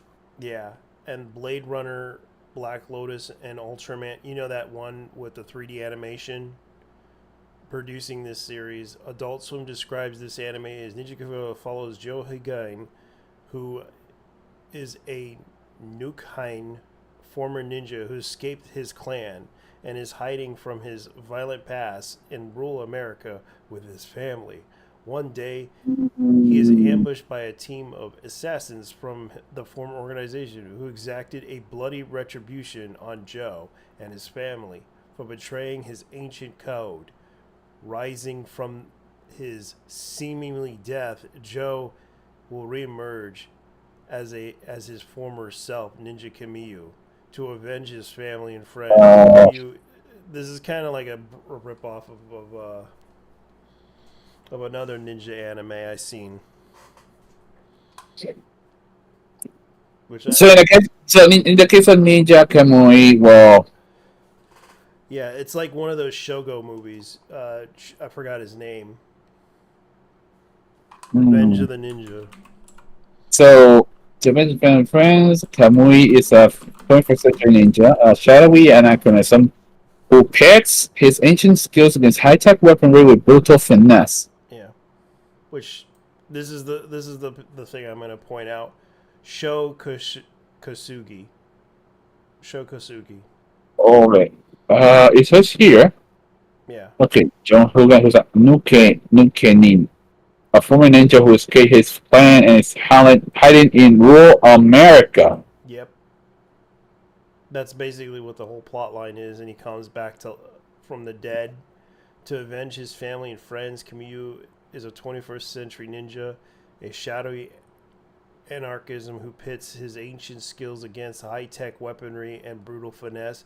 He must face off against trained assassins, combat cyborgs, rival ninjas to bring down the very clan that made him. So I'm taking a look. This guy also worked on the Summer Wars movie. Yeah. In the case of Takashi Okazaki. Yeah. So he also worked on the Batman Ninja. The Batman Ninja. Yeah. Which I think this plot line is kind of ripping off the idea of the Revenge of the Ninja. Somewhat, not all of it, but I think it's trying to do that homage to that whole thing. Shadow Banishing Mind. Yeah. Oh, okay. So, Really good movie, but unfortunately, it didn't get Alright. much. Well, to be honest with you, it's always the. Yeah, I'll be honest with you. I did watch Summer Wars back in 2020. That shit Yeah. was great, man. Holy shit! Why didn't I watch that sooner? It was beyond me. Yeah. What the hell is that? Rick and Morty the anime? What the hell? Yeah, they're making a Rick and Morty anime. Let me look. I'm looking. Rick and Morty. Meek? Oh fuck! Studio D's making this. What the hell? Yeah, Adult Swim is making this anime, but they reviewed. Oh no! Yeah, Fuck! people are talking about. Why? Why? I'm Why? Why, dude? Fucking why? Why, Studio Dean? Dude, you're better than this. Holy shit! Okay, so who's making this anime is Uh, Takahashi Sano from the Tower of God is writing and directing the 10-episode series in Telecom Animation. Okay, so Telecom Animation, Luigi won the third, and Sano. Shenmue Animation, which yeah, they're gonna probably make a bad anime. Shenmue, because I know the Shenmue Animation didn't get that much love. He previously There was directed a Rick and Morty. wait. There was an anime for Shenmue. What the hell? Yeah, there was an anime for Shenmue. It was on It was on Adult Swim, but unfortunately, it didn't get much. Okay, so here's another one. You got these motherfuckers who made Urusei Yatsura, motherfucking Ram and a Half, Yeah. Konosuba, and now you have these motherfuckers doing fucking Rick and Morty, the Rick and Morty anime. Yeah, so Jason DeMarco is also involved in this. He's also the one that is also involved with that ninja anime that we talked about. Sorry. So yeah. Oh man, they're yeah, getting, it's just gonna be yeah, bad.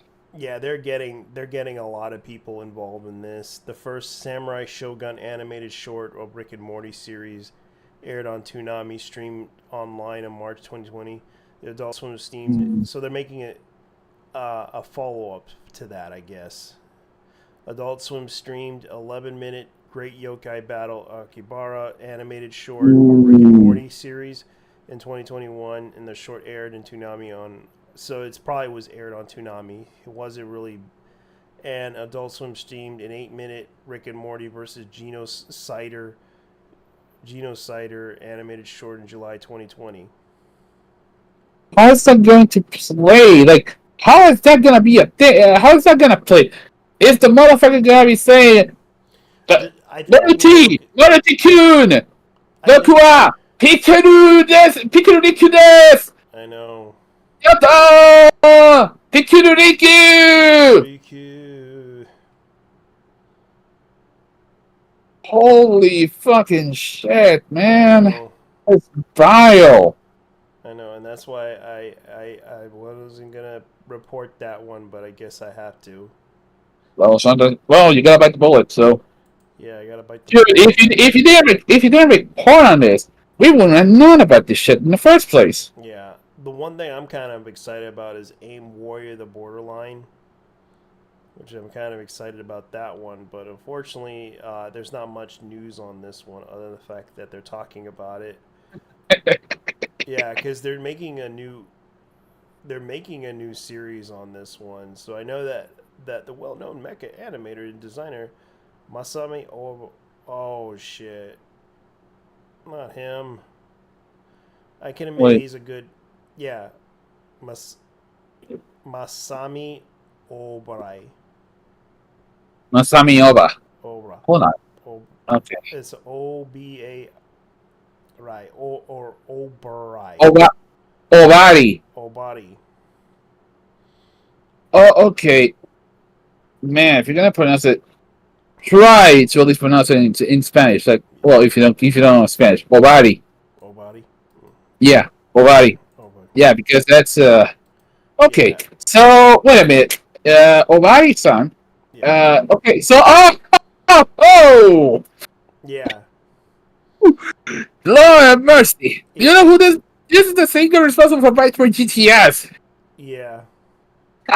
And he did Voltage. He was responsible for a Voltage Fighter.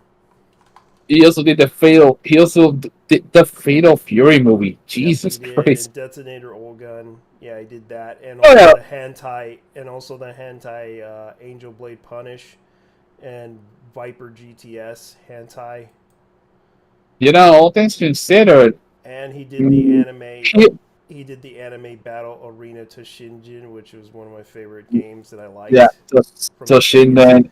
Yeah, Yeah. the Sega Saturn version, not the PlayStation version.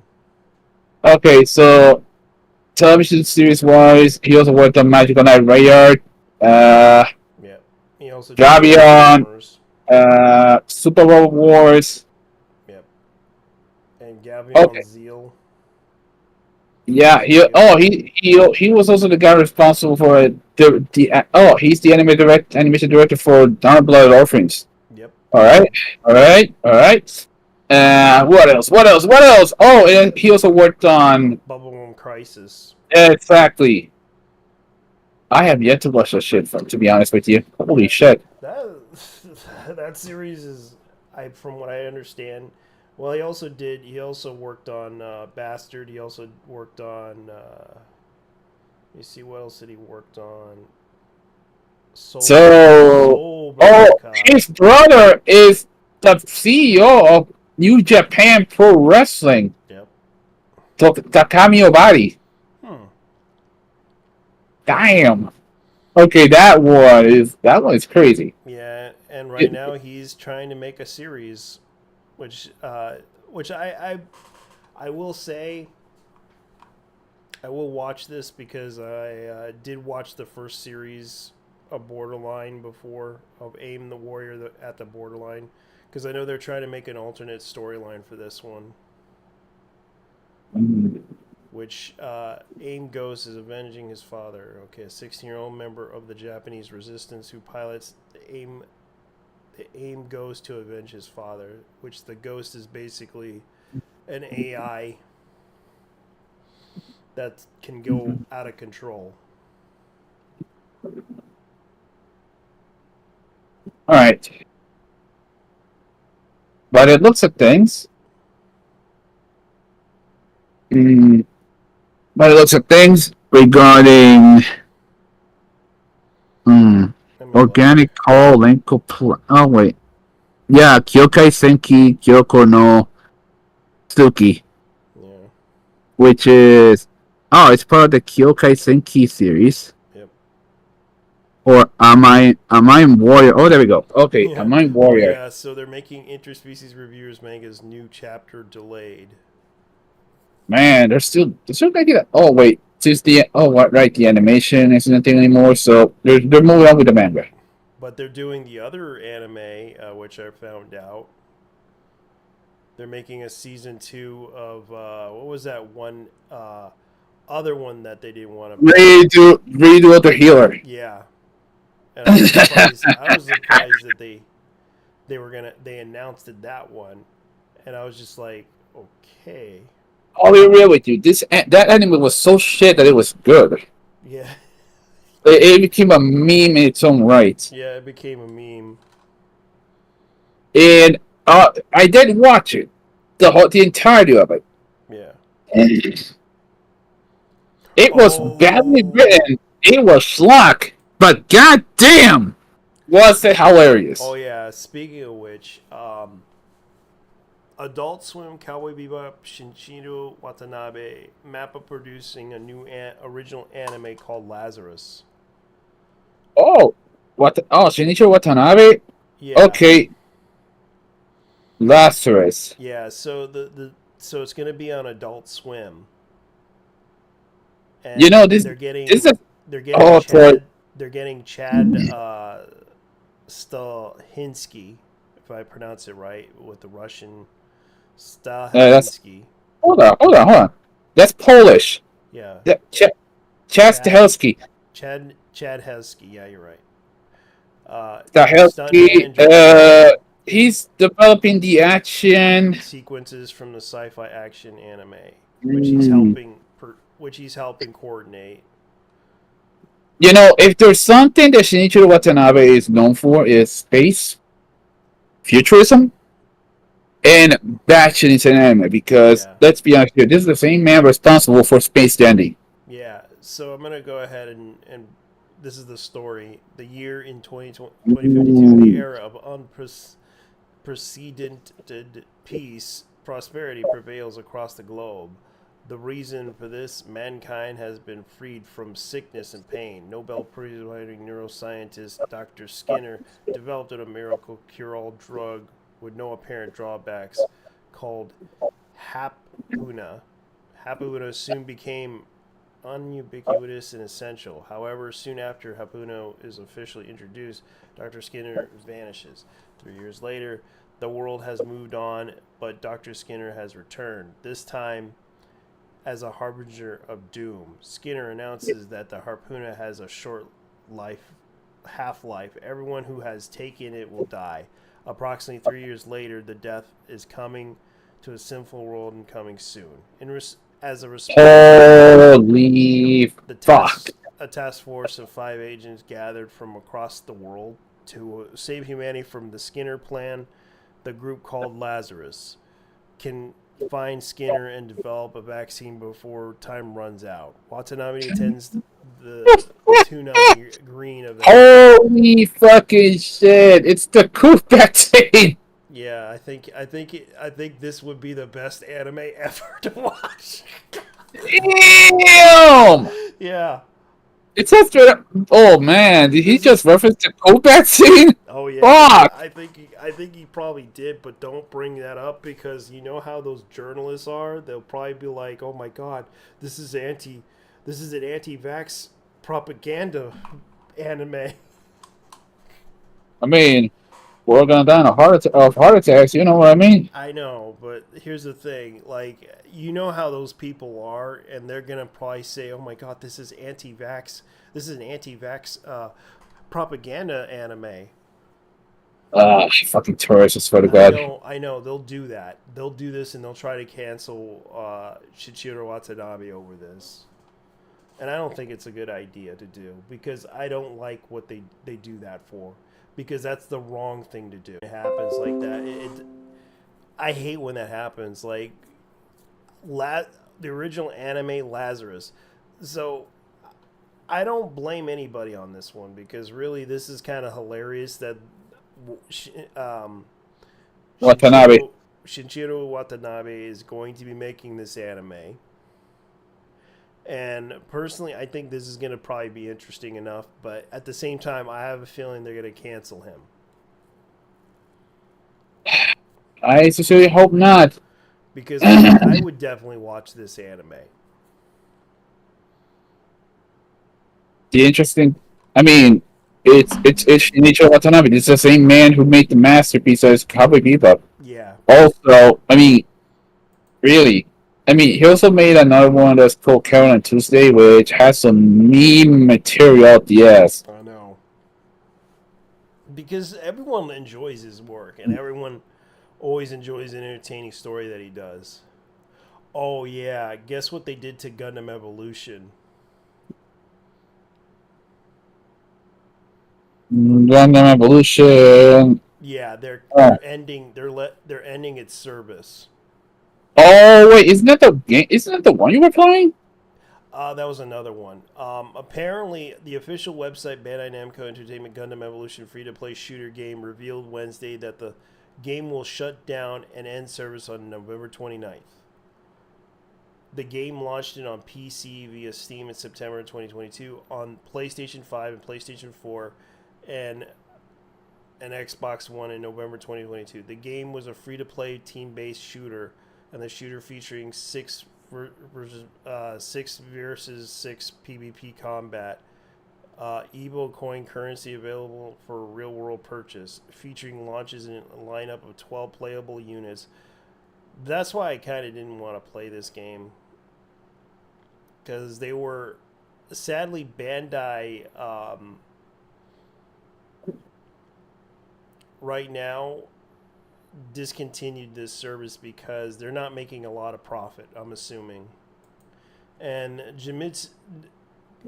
is the source of this whole thing. They were planning to make a esports, because this is what their intention to make this game. It was supposed to be an esports game for Gundam fans, but instead, I guess the risk kind of didn't pay off for them, because I guess a lot of people did want to play Gundam Evolution, and I do feel bad that it is disappointing that they announced this. The updates will continue to roll out in Season 6, which August 23rd, which will add a new unit, because they're going to end this on November 29th, which is going to be the last month. Actually, it's going to be about a few months away. Such is life in a service game. Yeah, and that's kind of sad but true for Bandai, because Bandai, they're not making money off of it. So what else in the gaming world? They could just release the offline version, but that's not gonna happen because that's not gonna make any money either. Yep. At least something to appease to the boomers. Yeah. Let me see. Ichi Software Summer greeting card teases a new game announcement. Let me see what else. Blue Protocol. Everyone's talking about Blue Protocol, and everyone was like upset about the fact that they can't play it. Blue Protocol. Okay. So, wasn't that one like? Wasn't that like that one action RPG online game? Yeah. That was supposed to face against that was supposed to go against the Chinese ones. Yeah. Here's another news report. Tencent bought Techland. You know who Techland is, right? Techland. Let me look it up for you. Techland. They're the company that made that one zombie game. Techland. Techland is a Polish game development company, founded in 1991. They were the ones that made Dying Light, Dead Island. All of what is? Yeah. Okay. That's what Techland is. Like they're the people that made the Dying Light franchise, the Dead Islands franchise. Like they basically, that's what they were known for. Yeah, there's another one called God's Trigger. Yeah. Pure Farming. Call of Juarez, Gunslinger, which I played. Torment. Techland was the first title game published was Torment of the Numari, which I already seen. All right, so they also built a farming simulator-ish game called Pure Farming. Yeah. So, well, the funny thing about it is, like, they're trying to bring out a RPG. I think Tencent is trying. A few actually. Yeah. Because I know Tencent is making that WoW clone. So they probably are trying to get developers involved in that project too. All right, who the hell is making this one? Ether Gazer. Yeah, I'm taking a look. Yeah, I'm just looking at new... Yostar, which is it's Yostar, which is these are the same people who make one of the. Oh wait, is it Yostar? Hold up. Yeah, it's Yostar. They're also responsible for Arc Knights. Yeah. And pretty much my most hated game, Astral Lane. Yes, I hate Astral Lane. I fucking hate it. I hate Astral Lane. I hate the people who play it. Let me see. So legit. Like, I not play Astral Lane, but I fucking hate it. Yeah. I've been bombarded by so many ads about that game that I started to hate it just by looking at it. Let's see. I mean, yeah, you got the shit waifus. Yeah, But the actual players I known were shitheads. Yeah. At least the ones I know. So I absolutely hate them with a burning passion. Hey, Shiny, what up, man? How's it going? Oh, so Yeah, you missed a lot of like discussions that we had about an idol group. oh yeah, I already heard about the idol group. So Yeah, a lot of yeah, people a lot of people are kind of just like we were also discussing some video games and everything. We found out that Techland got bought out by uh, Tencent. And oh, Yeah, the people who were responsible for Dying Light and Dead Island hold on a sec. and Call of Juarez.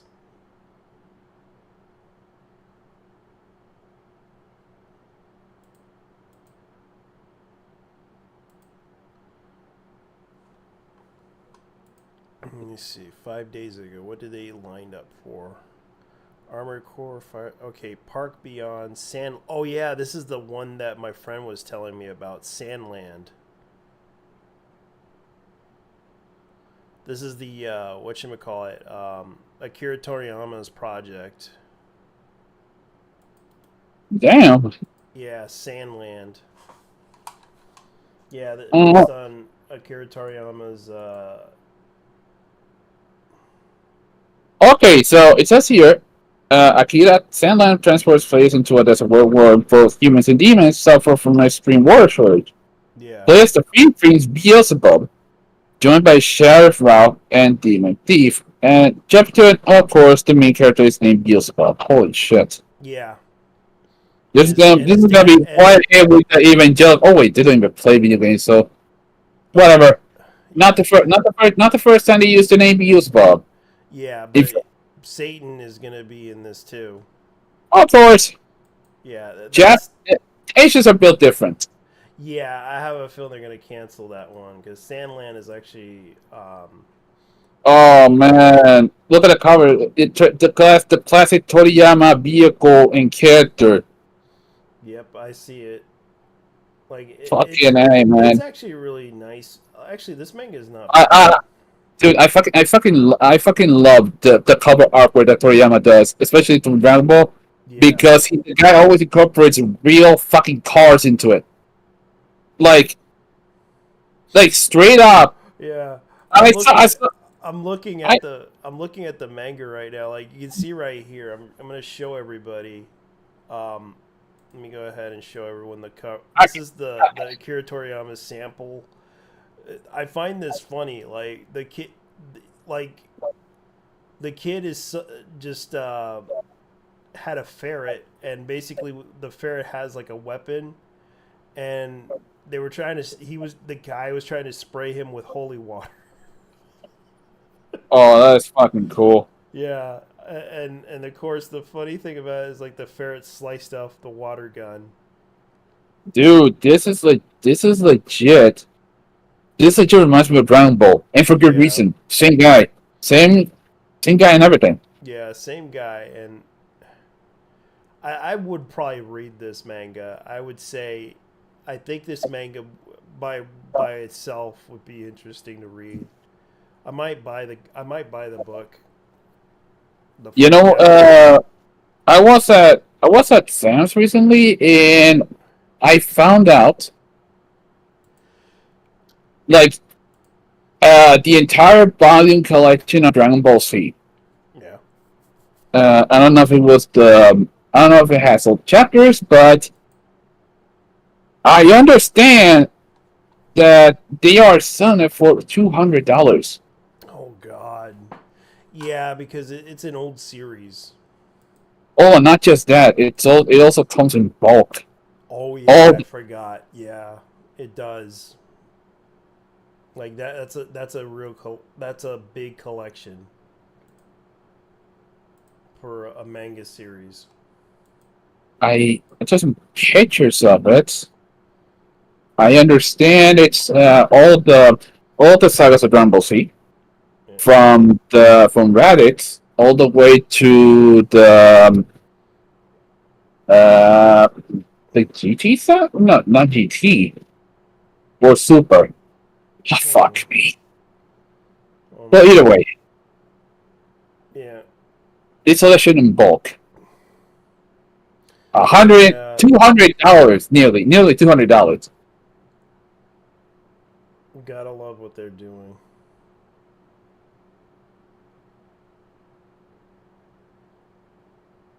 I'm gonna say it. Fuck Yostar. Fuck Yostar. And that's because the company is a subsidiary of Tencent. Oh my god.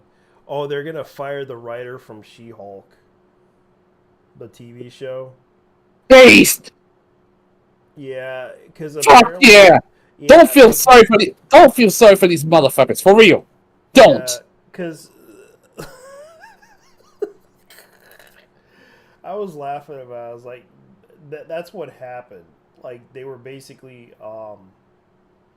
the gal was getting paid in residuals 300 and something dollars, which is like 20 cents for 6,000 people to, I think it's like 60,000 or I don't know, like 20 cents per person to watch the show. That's what Disney did, and she got paid 300. She was the one that was complaining about that she was getting paid pennies for residuals, which is like $300 for the She-Hulk show.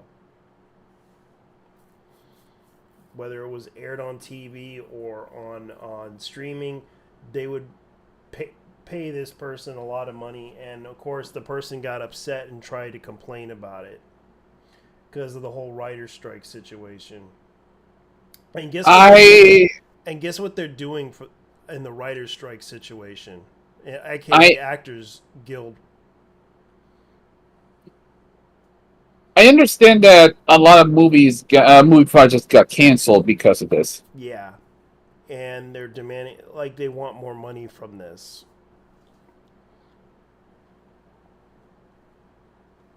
Speaking of gotcha games, guess who's getting an animation adaptation? I know about that. Blue Archive. Yeah, Blue Archive's getting it. Yeah. Or Connie Archive. Okay. Yeah, I get it. Sorry guys, I got disconnected because my brother-in-law got a little outraged thinking I'm talking that loud. I wasn't talking too loud. Oh, really? Yeah. Man. It's like he want to cut off the internet over one small thing. Like I'm not talking too loud. Try to talk low as I can, you know. I understand. Your family probably. It kind of happens. Yeah, and this is why I hate to connect my PC to from my phone. To be honest. Yeah, because your family is like, nope, you're not gonna watch that. Yeah. Yeah. I honestly find it. I actually find it hilarious more than anything else that Blue Archive is getting an anime adaptation. Yeah. Like I'm not saying that's a bad thing, but let's be honest. Let's be honest here. We all see who the fan base is wild as shit. Yep. Like even on the streams, they are. Some of these guys are. Let's just say they are a little too Connie pilled. Yep. Yep. Cute and funny. Yeah. I was like, fucking hell. Okay. And of course, people kind of misinterpret that as, oh my god, Pedophilia. yeah.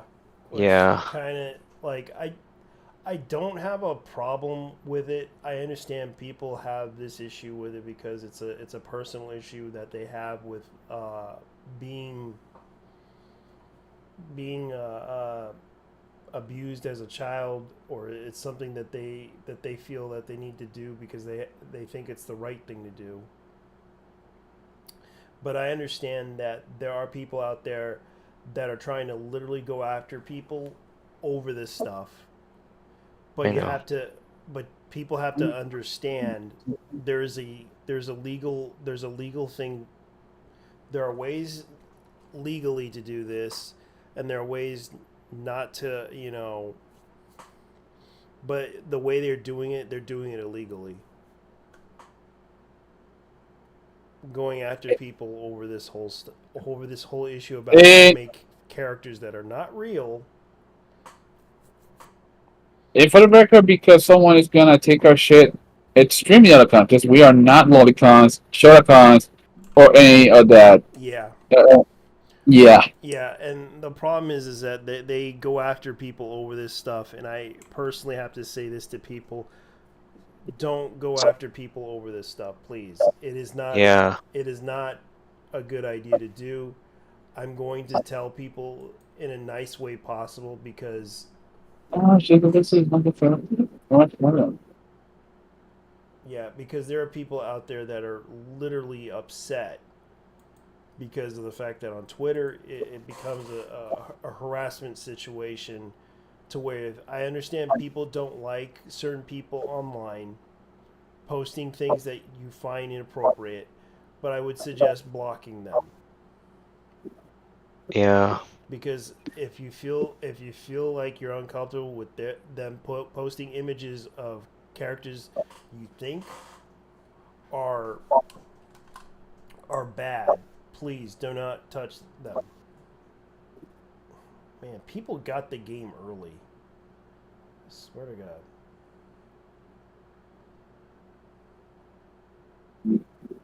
Well.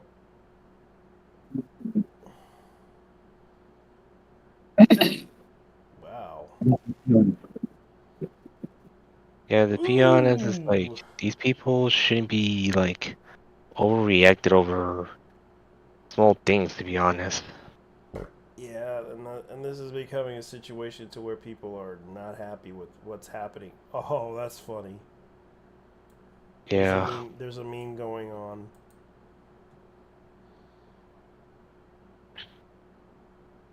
Plah plah plah. Get pregnant. Plah, get pregnant. Of course. Oh We've yeah, seen that. one. She okay, you pin her down. Blah blah blah. Get pregnant. Get pregnant. Yeah. She leg locks you. Looks at you in the eyes and yells, "Get me pregnant! Get me pregnant!" Oh my god. Now that's a twist. Yeah. That's a twist I've seen. Yeah, and I'm looking at this stuff, going like, okay, this stuff's hilarious. All right. Yeah. Let me see what we have that we could find something interesting to look at.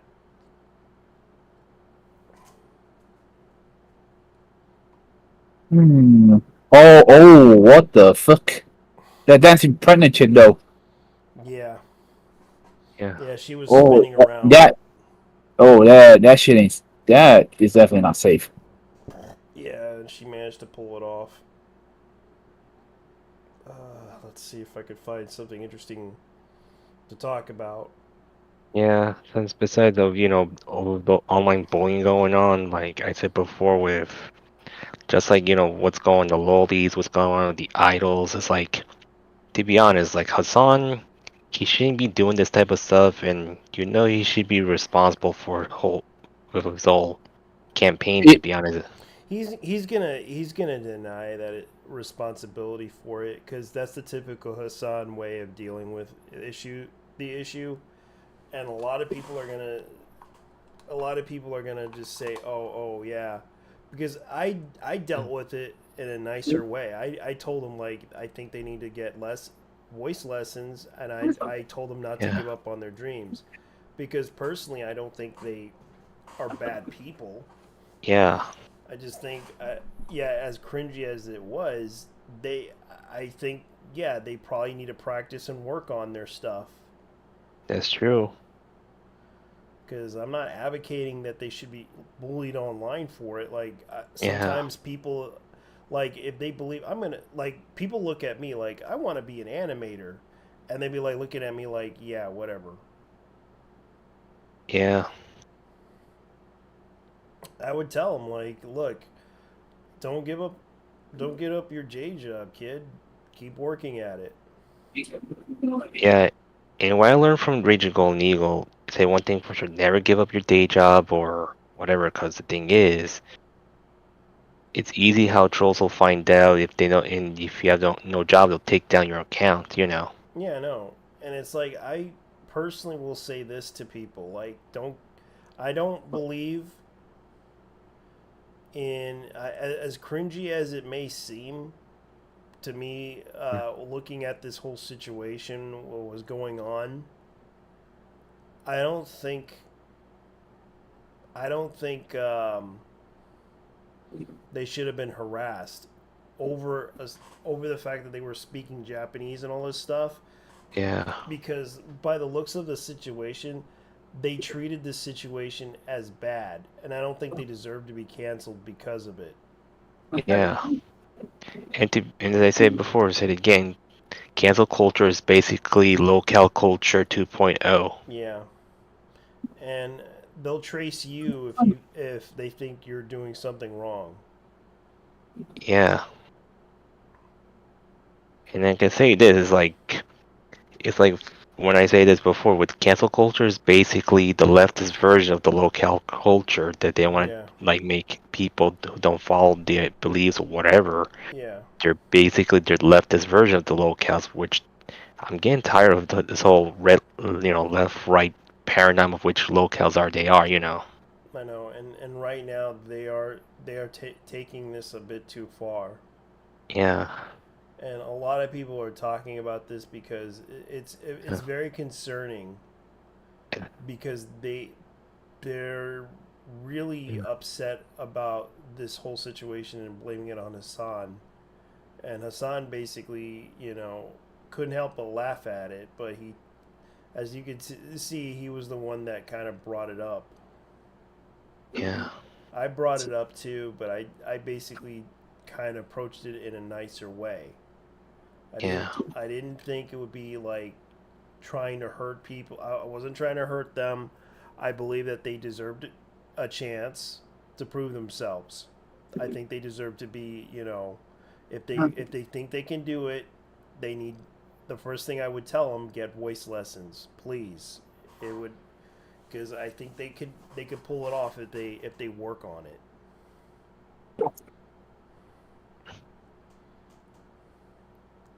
yeah.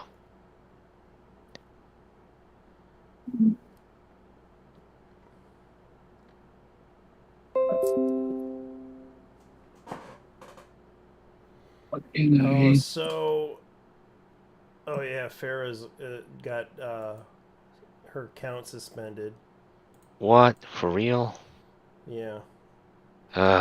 These people went after her over a false claim that she's doxing them, but like she's not. She didn't dox nobody.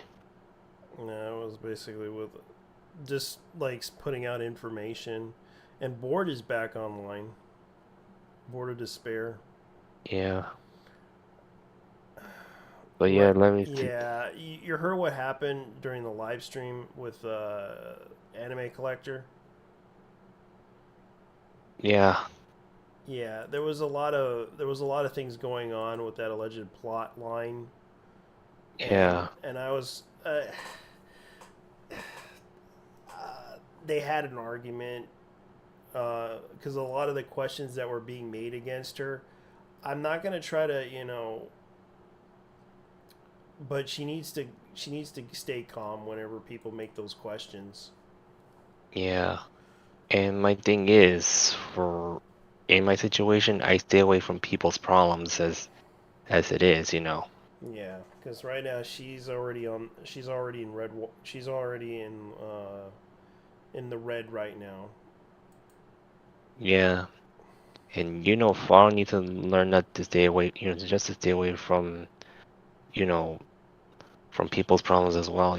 Yeah, I realize she's having problems Yeah, because she was trying to promote her fighting lingerie championship, and I found out today. Guess who came back? Who oh, Salt the Snow Queen? oh, You know who I'm talking about, right? no queen. Yeah, Salt the Snow Queen. Oh, Yeah, so I talked about this in a video, but no one yeah. really cared about it. Apparently, Snow the Salt Queen, who was known as a cosplayer on TikTok, who, from what I understand, people still blame her for the death of a friend of hers that was at a party. Oh, That's who I'm talking about. You may have known about her. yeah. Yeah, so a lot of people are talking about this because apparently Ivy uh, left. She didn't want to mention why, but I realized why. And I'm not gonna assume Yeah. because she was on the list of people to fight,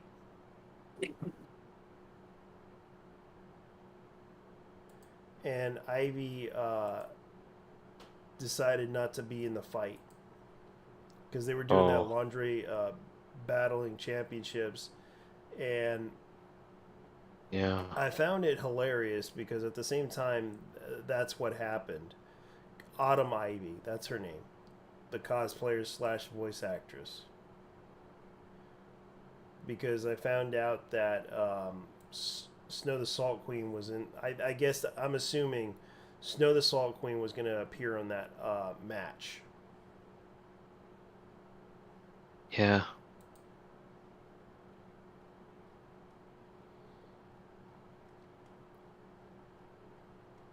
Yeah, and I didn't want to show the pictures of it because a lot of people were talking about that whole situation.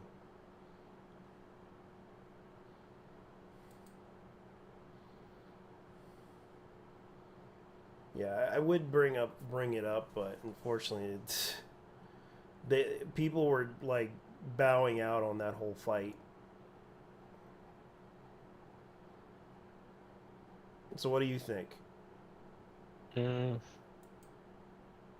well, this fight, well, I don't know about it. Yeah, because I understand that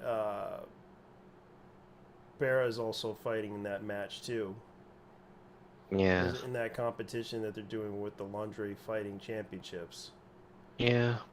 which is kind of like a small time thing. I understand porn stars were fighting in it. I understand a lot of I even know a wrestler that was in that too. Yeah. And to my understanding, a lot of them, move forward on it. Yeah, right. So what do you think? Hmm. You don't know. You don't know what to say. Well, the thing is like, she's focused on her own stuff while, Yeah, well, like, Pharaoh needs to just realize, look, like like the big drama's already over, yeah, but yeah. And there's nothing we could do about it yeah, because a lot of people don't realize this, and I'm going to yeah, point this out. Vic isn't like a lot of people are citing. Like I understand the guys from Anime Collector are somewhat siding with Vic on this whole situation because the accusations and everything. I don't think Vic did anything wrong. The whole accusation of him influencing Farah to kill Mars Girl, oh, which Farah could easily just say no, I don't want to, and just move yeah, on and say no, I don't want to do that. I don't think that's the right thing to do. The only thing I will say about this is I think it's the wrong thing to do. Farah should, because it's kind of hard to believe her, especially when I understand she's upset and frustrated with it. But when I looked at the Anime Collectors podcast on their discussion on what was going on with Farrah Fatherless, a lot of it has to do with the fact that it's hard for us to believe her about the whole plan to kill because there's not much backing to say that she, if it was on the phone with the video, I didn't hear that. All I heard was you guys arguing with each other over the whole issue about your relationship and how you don't like you didn't want to you didn't want to admit to the public that you had a relationship with a porn star, and the fact that you, which I do believe is true. That's the part I believe was true, that they had that they had a relationship, and Vic kind of broke up with her to basically try to move away from her, because he kind of didn't want to have her involved. Yeah. Because I think it was kind of a way to say, like, as scummy as he was, what he did, I think most people need to understand that Farrah is upset with Vic over the fact that she felt cheated by Vic and what he did to her by lying to her, telling her, "Oh no, nothing's wrong here. Oh, Yeah. like that stuff I understand." What she revealed to us was basically she dated Vic for about a year. They broke up. That's what happened. Which revealed to me what Vic is. Yes, he is a womanizer. Yes, but I don't think he molested children or anything like that, because there's not much confirmation on that situation either, because or raped any women, because there's not much confirmation about that either. There's no criminal filing of it. There's nothing. It's just basically hard to determine, because all the rumors that was being spread around Vic is kind of, I believe, is a malicious intent against him, because of the fact that the way he was behaving and the way he uses women. I think the thing that I believe he did was he basically dated them and then, cheated on them. And this is a common bad habit among, it's kind of a borderline, trait that cheaters have. Let me look it up. It's not diagnosed, but it's kind of a cheating on. It's like it's not a psychological. It's called compulsive cheating disorder, also called serial cheating, which isn't really official, or it's often referred to as chronic infidelity. People who have this disorder may identify as being addicted to sex, which is what which Anime Collector pointed out, which I think that was the issue that they have. Like, one person pointed out to me, it's not a crime for a man to cheat on women or a crime to sleep with women. That was the issue that they had with Vic, was that he constantly was cheating on women. And that's what caused a lot of the problems. Like the whole Zoe Quinn situation. It wasn't a crime for her to cheat on women, but but a lot of the people who treated this situation badly, we started to realize this was it's not a crime that she was cheating on people. The issue that people had with her was the bullshit that was happening in the gaming industry that she was pulling off. It's all because you just want reporters to basically get her game review positive. Yeah, and this is becoming the same situation with Vic. With Vic Mignogna. And I personally will say this, guys.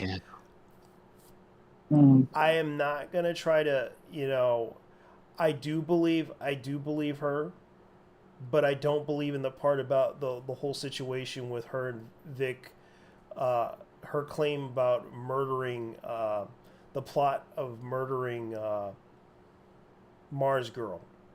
That's the other issue that I have. Like, I think Vic didn't influence her to kill Mars Girl. I think Vic wanted her to stop Mars Girl from making accusations against Vic. Yeah. That was the issue that happened.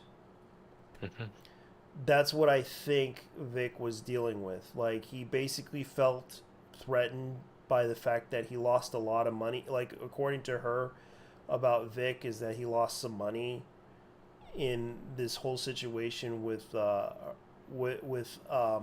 making money off of the convention tours and everything that he does constantly every year or so.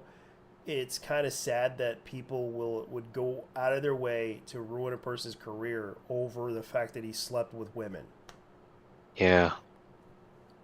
That's the thing. And the fact that they ruined his career, it kind of does show how petty that was. But unfortunately, there's nothing we could do. The damage has already been done to Vic. And it's also the same with the women involved, because they already lost a lot of fans. They also lost some respect because of them blocking people over their disagreement with the whole Vic situation. I think the problem was that people need to understand that they were upset with Vic for a long time, by what he did to them and lying to them and basically trying to manipulate them. I think that was the problem with what Vic was doing. And I personally will say this, I don't think Vic is a bad person. I just think Vic has an issue with temptation of women. That's the issue I have. And I think people should watch him and be careful with him. I know that he's a charming fellow, but you have to understand that I don't think it's wrong of him. I don't think he raped any women. I just think he basically took advantage of women by basically, being a player. Yeah. That's all I'm going to say, because by what she told me, based on what she told me, I don't think she was wrong about the way that that Vic was behaving. I just think it was wrong of her to point out the whole situation, because it's hard to believe her on the side of the whole. I believe that Vic tried to manipulate me into killing Mars Girl, which is going to be harder to pin in court too, because of the fact that I think she needs to point out the issue with the fact that, yes, I do agree that they need to be careful. She needs to be careful with this and tell people, look, you need to be careful with Vic. That's all I would agree with. That's all I got to say about that, is that people should be careful with Vic and how he treats the situation. I think most people should avoid Vic, if anything.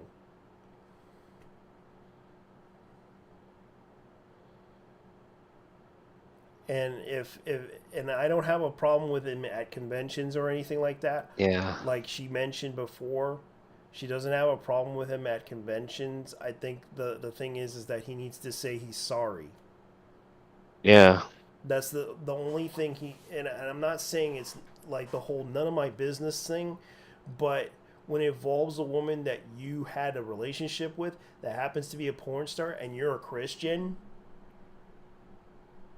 that's basically a bad chemistry. Yeah, that's bad chemistry right there. Look, I'm not gonna call him a Christian. I'm just gonna call him what he is, an evangelical. Yeah. A Baptist. Because these evangelicals jacked the name Christianity from like these Protestants say, "Oh, but we're Christian." Yeah, everyone who believes in Jesus Christ is a Christian. Catholics, Orthodox, everyone in between. But these guys claiming the word Christianity. Yeah. Come on, bitch. Let's be real. I'm saying Pure it's bad chemistry. evangelicals. And I'm saying it's bad chemistry between a a spicy model and a Christian. Yeah, and that's the thing that bothers me about this Yeah. whole situation when Yeah. she brought it up. And I don't think she's a bad person. And I don't. The problem is that Uh, what's are going we on? not? Are we gonna talk about the experience that we had when I first met her? Yeah, you can go ahead and bring it up.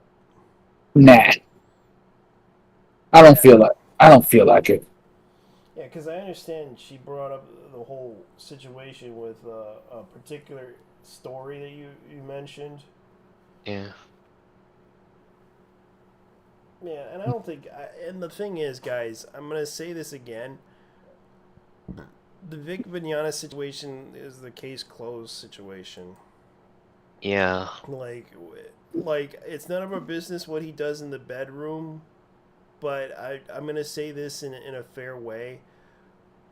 The whole claim to fame thing, I understand that she had to bring it out because of the fact that Mars Girl brought it against her, and she had to tell Vic, "Hey Vic, we need to talk," and they talked about it, but somewhat Vic lied to her about it because by looking Yeah. at the phone conversation that they had, she wanted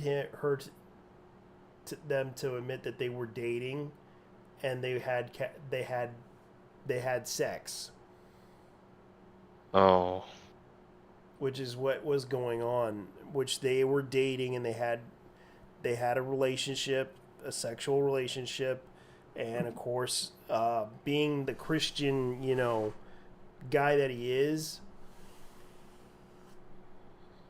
he probably was embarrassed to not say anything about it. Knowing Vic, he was probably thinking I can change her. Yeah, That's how these things work. yeah, I can change her. yeah. I But can bring. he wants like the But no, they decided to go full booty call more than anything else. yeah, he wanted full Yeah. booty call, which is kind of the obvious thing that happened by looking at this whole situation. The problem with Mars Girl and everyone, they still block me, so I'm not gonna say anything negative about that. They have the right to block me. I'm just gonna tell Mars Girl this. Mars Girl, the issue that I have with this whole situation, I think both sides can agree. Vic may Yeah. be a bad person, but I don't think uh, getting his job and everything from convention to convention is a bad idea because, like I said before, because one of the situations with the whole Zoe Quinn, we can compare this to Zoe Quinn. It wasn't a crime for her to sleep with men or Yeah, I anyone else know. in the matter. It's not a crime. It's just the problem was the issue that people had was the nepotism of the situation with Zoe Quinn and her and how they treated the situation with her by making her the hero when really she wasn't, when she kind of abused her power over others. That's the issue Yeah. that people had with Zoe Quinn.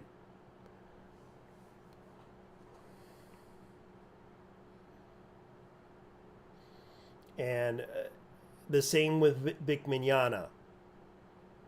If you put those And two together, they do the same exact thing.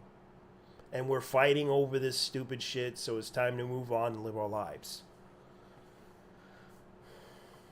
and for me, it's like in my situation, I just stay away from any situations going on in cons. I know, and I feel bad for you, kid. You don't deserve this hatred and anger towards you. Yeah. Because after looking at both sides of the situation, it's over. Like Yeah. a lot of us realize it's over. We shouldn't be involved in this any more than anyone else has done. The damage has already been done, and And and even though they use the drama as an opportunity just to ruin other people's lives, which is kind of like a plain excuse and sad, to be honest. yeah, it's a plain excuse to get people off the internet or off a platform. And this is the problem that I have with it, because this is kind of the most dishonest thing ever happened. Yeah. Because of the fact that a person took advantage of another person's, love that they have for them, even though she's autistic, but she really did love Vic. Yeah. In her own way, she does love Vic, and she did what she could for Vic.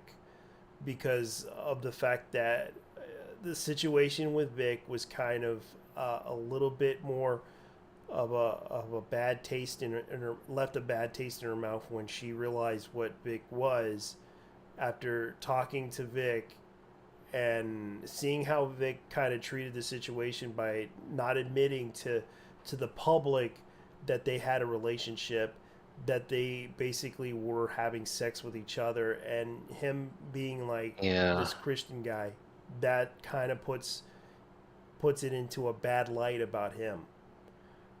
Because I understand he wants to, promote Christianity and everything at conventions, but after what you have pulled here by not being honest about the whole situation, it kind of tells another thing about you. Yeah, and last I heard, the man's in the flesh. Last I heard, you're not supposed to be in the flesh if you're a born again Christian. Yeah. Yeah. Like you're supposed to like change your ways. Yep. But Vic, well, I know we're human and all, but I mean, you know what I mean? Yeah, we're all human. Yeah. Yeah, basically, Vic, you should have kept your dick in check. Yeah. You got the man's got some issues regarding Yeah. regarding what's it? Is he a sex addict? Yeah. Well, it sounds a bit like a sex addict. But Yeah, because apparently he had more than I remembered he used to date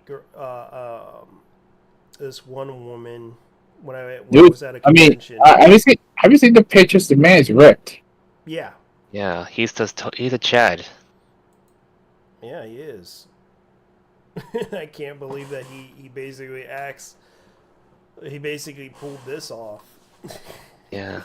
Oh, yeah, he's a Chad, and Yeah. the point is, yeah, when you look at his pictures from years ago, the images of him, let's see, they're basically trying to point out a lot of the situation with Vic, especially this is Vic, I think in the early 2000s. Yeah.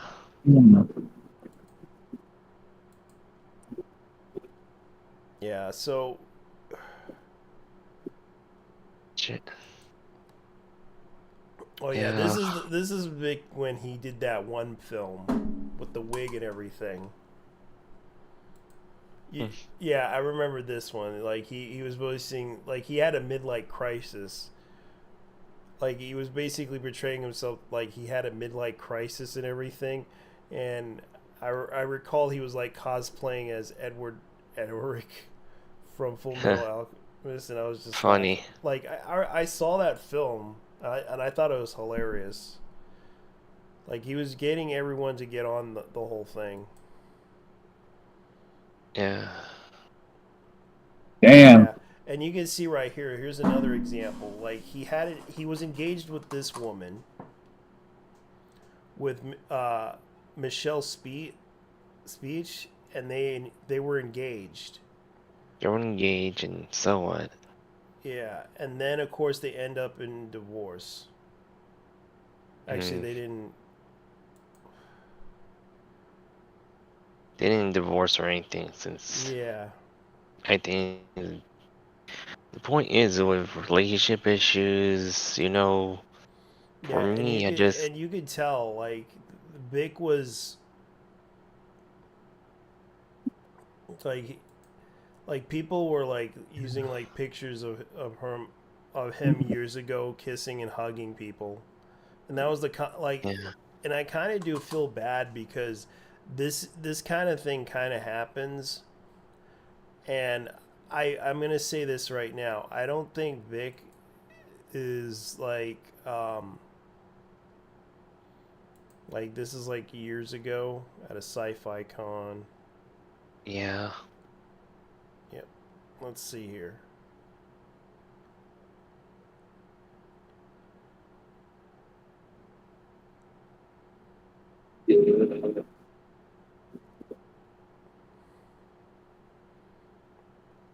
So yeah. Yeah. What do we got here? Yeah. See right Hey. here. I mean, Vipiana dressed up as Edward Eric Exposure. is some meta shit. Yeah. Exposure. Let's see what this one is. Exposure by Vic Mignogna, a former FBI agent turned private investigator tasked with an old friend to look into money. So this is like a movie that came out in what year? Lewis. He was Lewis, and this is like a movie that came out in what year? Exposure. Where is it? What year did it come out? Doesn't say. It's like a lot. It's like around the early 2000s. Yeah, it's probably the early 2000s when he was. Yeah.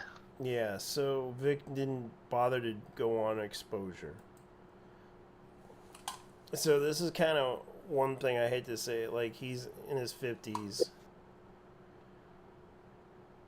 Oh yeah, and there's like the meme of him with the purple.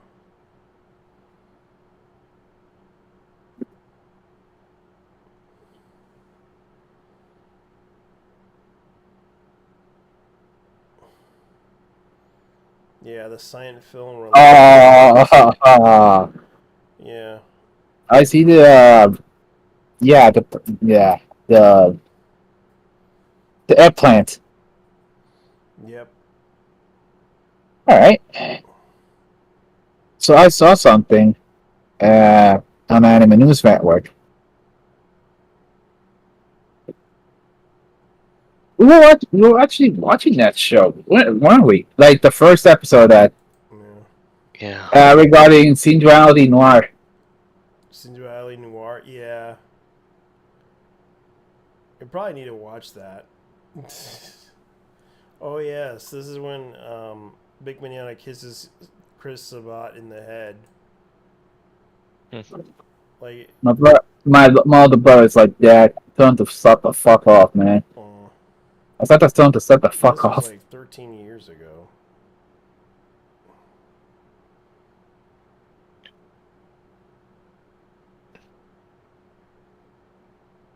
Yeah.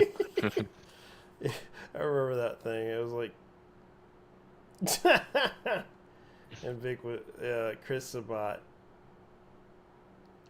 I think that was the problem with Vic, was that he was sort of a bit of a cheater, and that's kind of the thing that people not realize. Like, I understand, but Yeah. I know. Oh God. Oh yeah. Please. And Chris, I'm gonna say this, Chris Sabat, you're next. You're Oh, next. Chris. You don't think we know about the casting couch, bro? Yeah, we know about the casting couch thing. But, Yeah. But you're gonna be having a really wonderful, good time. Because he was the voice of Vegeta. And I remember the joke that she mentioned. She will do it too. Because I know she could put her mind to it. And I told her about it. Yeah, I remember. Yeah, the casting couch thing was a well-known thing regarding Funimation and Christopher Sabat. Yeah. So that's what's going on, and that's why we're still, we're probably gonna have to shut that whole situation down. I will talk to her about this sooner or later, because I know she's still continuing on with her thing. But as far as I know, a lot of people need to understand that drama with Vic. I think it was wrong of them to fire him over this petty issue, which could have easily been resolved to tell Vic that he needs to get help Look, because and that's yeah, it's better to resolve it in a conversation if he agrees and if he needs some help, yeah, it won't be an issue. Interventions help as well. yeah, because I think that's kind of the thing that people need to understand. If Vic is, it's okay for Vic to socialize with women. It's okay for him to but don't. Yeah. I think Vic needs to keep it in his pants and be careful how he associates himself with women. Yeah. Because I understand, like, it's like he can't help it. Like, look what.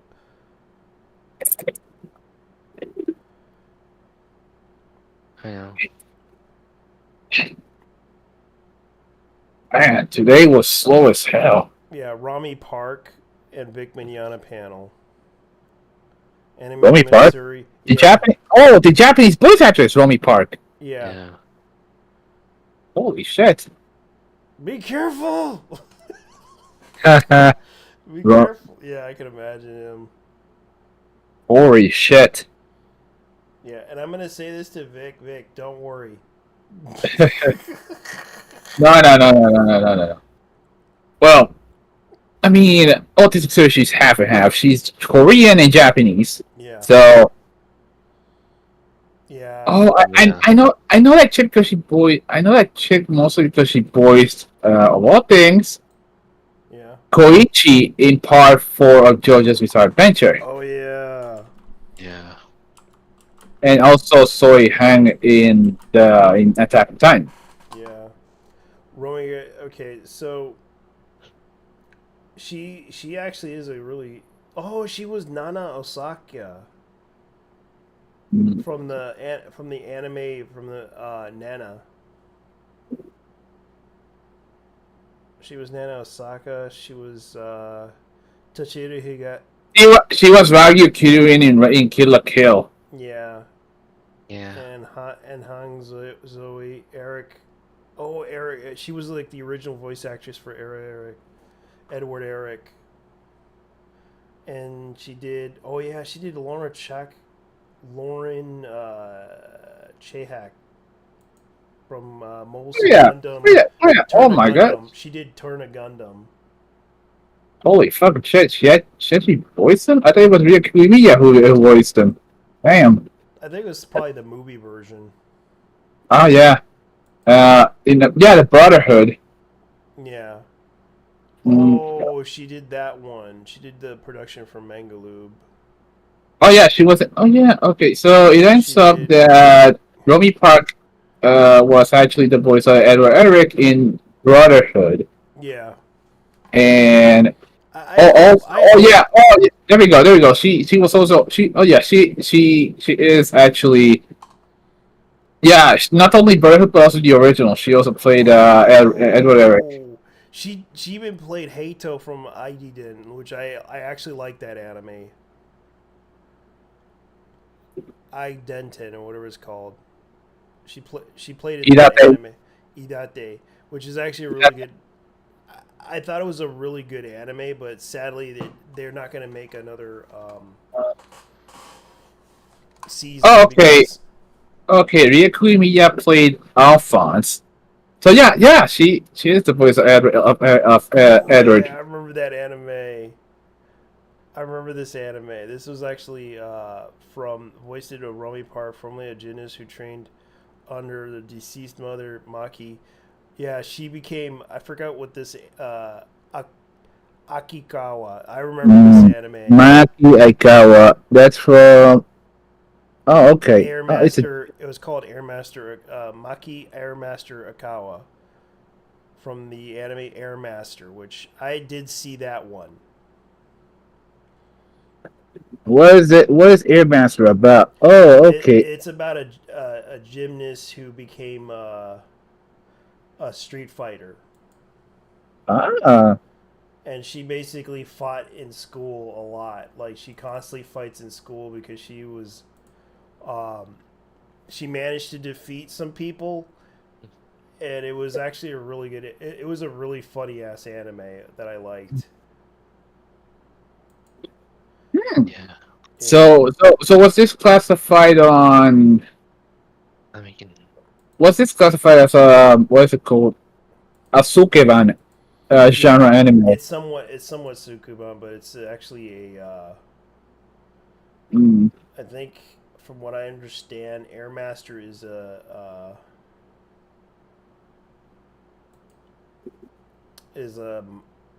I would classify it as a Mawa, but it's not because it's Mm. because I know Park Romy was in it, but it was kind of hilarious because it's like Romy Park is actually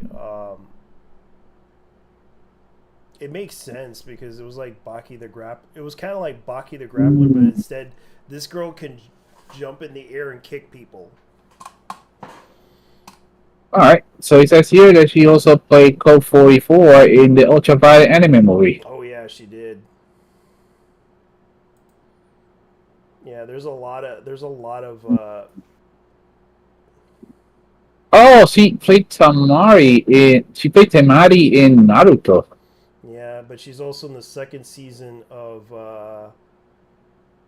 Epic Pop Team as Of course she was Pop Team Epic. yeah. Wow, I never actually bothered to watch Yeah. that one, to be honest. I watched the first season. The second one somehow. The second season of Pop Team Epic was somehow either ignored or no one gave a shit. It's because Like- it's kind of like Cartoon Network type of Adult Swim show. That's what it was intended to be. Oh, okay, so she played. Oh, she's also the voice of Akane Owari in Danganronpa. Yep. Oh, the third in the third She game. was in the she was in the Garo series, which I like. Garo is actually a really good series, and she was in. Oh, wait. She was also in the Gundam Gundam Builders Try Terraformers. She also did. Oh yeah. She was Akane Owari in the in Danganronpa. All of them. She was the super high school level gymnast. Yep.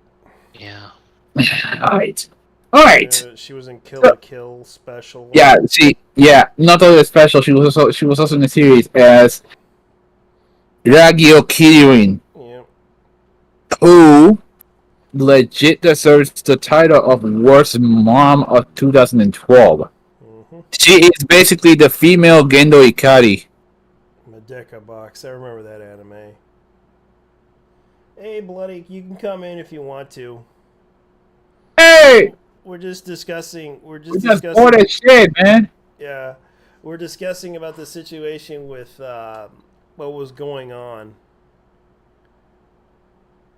Helsing Yeah. Dawn. She was like,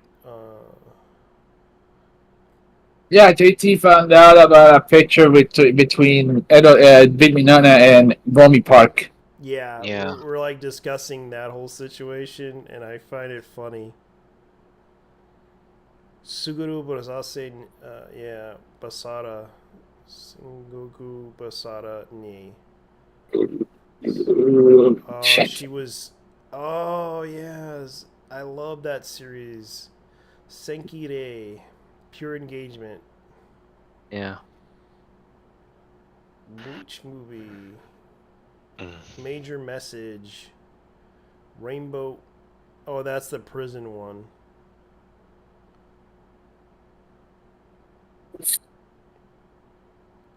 Let's see.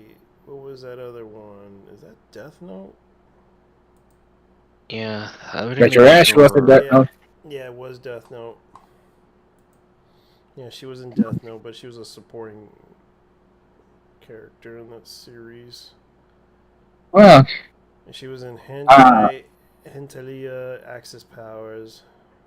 oh, Hitalia. Somehow regarding Hitalia, I always had a huge aversion to that show. Yeah. Why? Because I know the audience for that show, and it sure as hell ain't me. Yeah. It has DeviantArt written all over it. Yeah, there's another one she did, Kurozaka. I seen that anime, and also Hell's. I already seen that one too. I seen that. That's completed. Go to score of 6. All right. All right. Since we already talked about Barbieheimer. Yeah. Oh wait, Barbie. I remember some people actually. I know that at the Archcast did a 1 hour episode. Oh. Yeah, where he reviewed the show. Mm-hmm. Straight up, I need to watch that one. I know, but I know damn well the dude took one hell of a bullet to watch that one. Yeah. There's some animes I have not watched, and I already seen. I think I seen. Let me see. Aquarium. Yeah, I did see this one.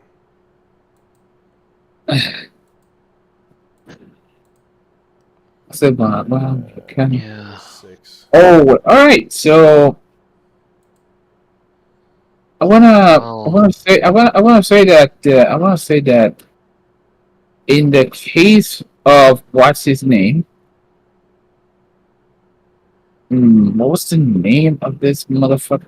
Oh yeah, in the case of Swarbrick, She was Teresa in Claymore.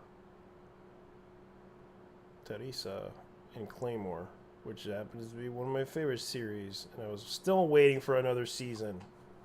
Oh. And she did Highlander too, which I already did watch. so there is 7. what was that one? Oh god, you know what I was watching recently? JT. What? Oh, a friend of mine sent me this a while ago, but it's the trailer for the newest Michael J. White movie. Well, guys, I know it's been short to talk, but I should have I been talking to you understand. guys earlier. I understand. So You have a I good feel night. tired anyway. Hold on. Don't go yet. Don't go yet. I wanna.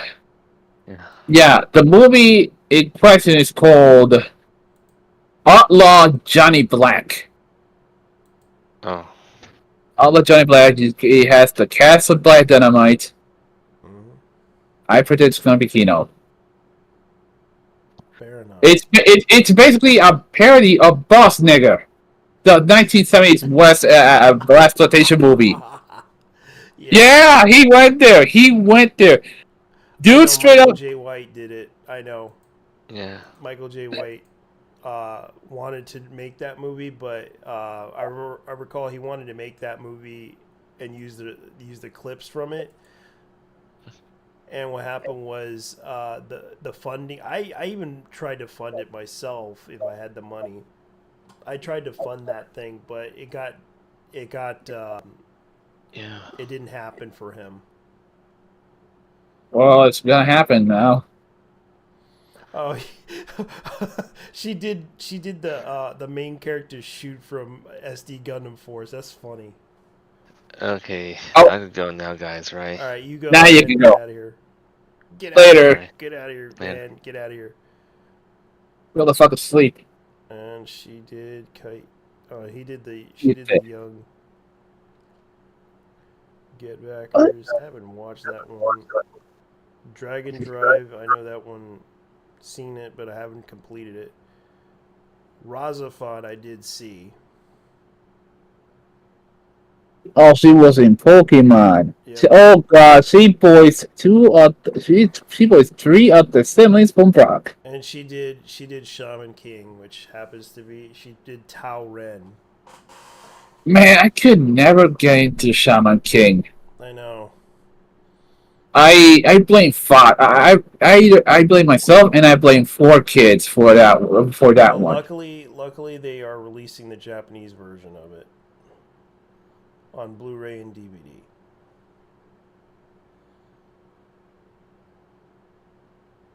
Detective Conan, Pokemon. Yeah, so there's a lot of list of things that she did. So yeah, that's pretty much what I will say. Boy, I wish we could go on regarding Romy Park, but we got other shit to do in there. And one of them is I'm gonna send you the trailer Okay, we're gonna watch it. because, oh yeah, Yeah, I would watch it. Let me see. Let me go ahead and.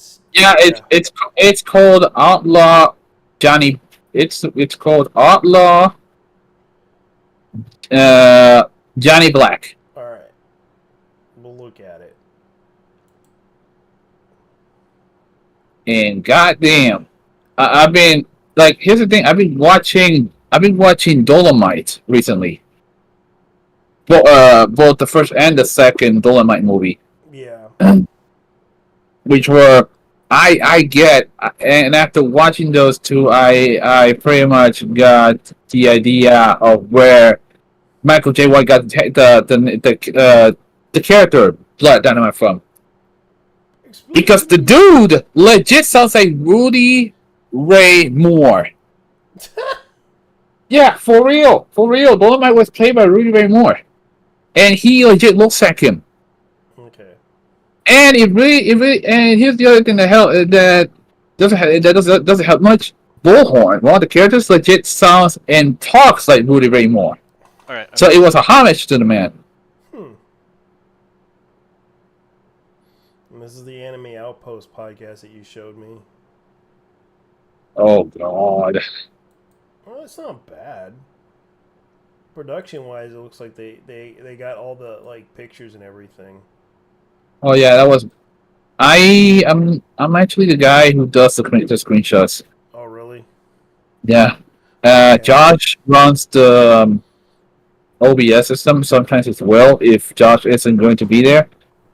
Okay. And or sometimes RJ will do it if neither of those. So we end up interchanging. If they need help, I could give them some feedback. Because I know they got like a big following, do they? Let's see. Well, here's the thing: we're gonna move to Rumble sooner or later. Sooner or later because of copyright infringement issues. Well, that and we will be more freer when it comes to the stuff that we're gonna be saying in the podcast. Yeah, I can see you guys are using the script that I seen on YouTube. Like there are scripts that you could use. Man, we tore that one a new asshole. Yakitori Soldiers of Misfortune was actually it's currently on our leaderboard of shittiest anime we ever reviewed. Bar none. Like lowest score. We ended up giving it at 3.5. Troopers. You guys played MSG, Gunmetal. We watch MD Geist. We actually have a review of MD Geist, which I'm disappointed by the fact that we had to go that low for that one, because I legit sort of like MD Geist, but the reason why I said something in the ending on the fact that MD Geist is a cult classic, and that's all it's going to be. It's not really. I understand, dude. It's like it's not really, a big deal. But if you want to, guys, I would suggest this for the Outpost. Mm-hmm. You can sync to Rumble, which I did. You can use the YouTube thing and put it on Rumble. You can use the YouTube sync to upload on Rumble, which I did, because every video that I put up there, it automatically uploads it to Rumble. Yeah, but we're going live on Rumble. Going live on Rumble only. At least that's what I understand. That we don't have the full details right now. Yeah. And to make things more interesting, Josh is taking a hiatus. Oh, really? Yeah. Yeah. All he has to do is make a channel, and yeah, I'm on Rumble. guys. I know that YouTube is gonna probably blank me out on that one. I'm also on Odyssey, which I did tell him to also look for Odyssey. Like I know, Odyssey I know. does. Hell, Josh is actually, and from what I understand, Josh is more involved in TikTok. Yeah. I mean, I don't even know why you want to be in TikTok in the first place. Well, he could do the short YouTube videos like I did. I mean, the problem is, personally, I don't run the podcast, but I'll be honest with you, if I ran it, I would make sure that we would not run on TikTok. Yeah, because it's basically the way it works for TikTok. You could promote your like podcast stuff and just discuss things. Like there's some things that could be going out of context or something that happened in the thing. The other thing is, well, it's TikTok, dude. I mean, what else am I gonna say about it? I know D Live is another one. D Live, people actually use D Live because Yeah. I heard that one is. Yeah. Well, how still can I use say it. it? Not many people actually are on D Live. Yeah, because yeah, like I did that video about Wakanda Forever. I basically pointed out that that whole movie is basically about like I had to bring it up. Like I had to bring up the fact that they betrayed Submariner, aka like a lot of people don't realize Submariner, like they betrayed him as this Mexican guy, but the funny thing was he was swimming illegally. He was swimming, and the whole the term that they refer to, right? Yeah. To Oh yeah. Mexicans, and Disney doesn't realize what they did. They basically This is the same company who thought Oye Primos was a good idea yeah. for quote unquote representation. Yeah, and the sad part was they made him into this, like Nemo became this bad guy. Nemo is like they made him into the bad guy who basically illegally went to another country by swimming there illegally, and he invaded the country, and they kind of put him as like this villain that. Dude, I'll be real. I honestly think she should have been Cuban. Think about it. Think about it, man. Yeah. But the thing is, it would have to be accurate to regarding being a Cuban because in the rest of Cubanos, well, they go on rafts. They don't swim. Again, for obvious reason. Holy shit. I know.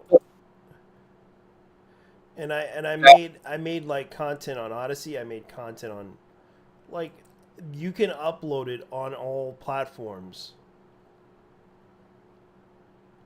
And it has that feature where you can sync to your YouTube channel and then upload it there. Oh, so basically we can simulcast if we are on Rumble. We can also we can also go on YouTube. Somewhat. It basically records it. It basically it silently uploads to your other content. Like if I want to go to a someone's channel. I'm listening. Like if like for example like it has like the free like the YouTube sync thing. Like I have it right here. Basically, let me look at it. Like YouTube channel syncing, where you can upload, like you could actually upload it, and it will upload it automatically if you sign in with Google account. It'll sync the account and basically upload it, and you could actually approve it to be on your channel. that's basically how it works. Like, it has like some of my podcasts from the past, as you can see, the one from 7 Hours, a video that I made, and even the Vic Mignogna as a player arc. I did the interview with her. I did the interview with Farrah Fawless. I did the Farrah Fawless interview. My thoughts on that. Like, this is the stuff that I did. And I was personally upset about that whole situation with Robotech. And the thing is, how in the case of TikTok, is there any other anime reviewing channels, or are we gonna be like the only ones? Because it depends. I would discuss anime, and I might do reviews. Like any other reviews, like currently, like the one anime that you think, right? Name one anime that we need to talk about. I would say Gunbuster.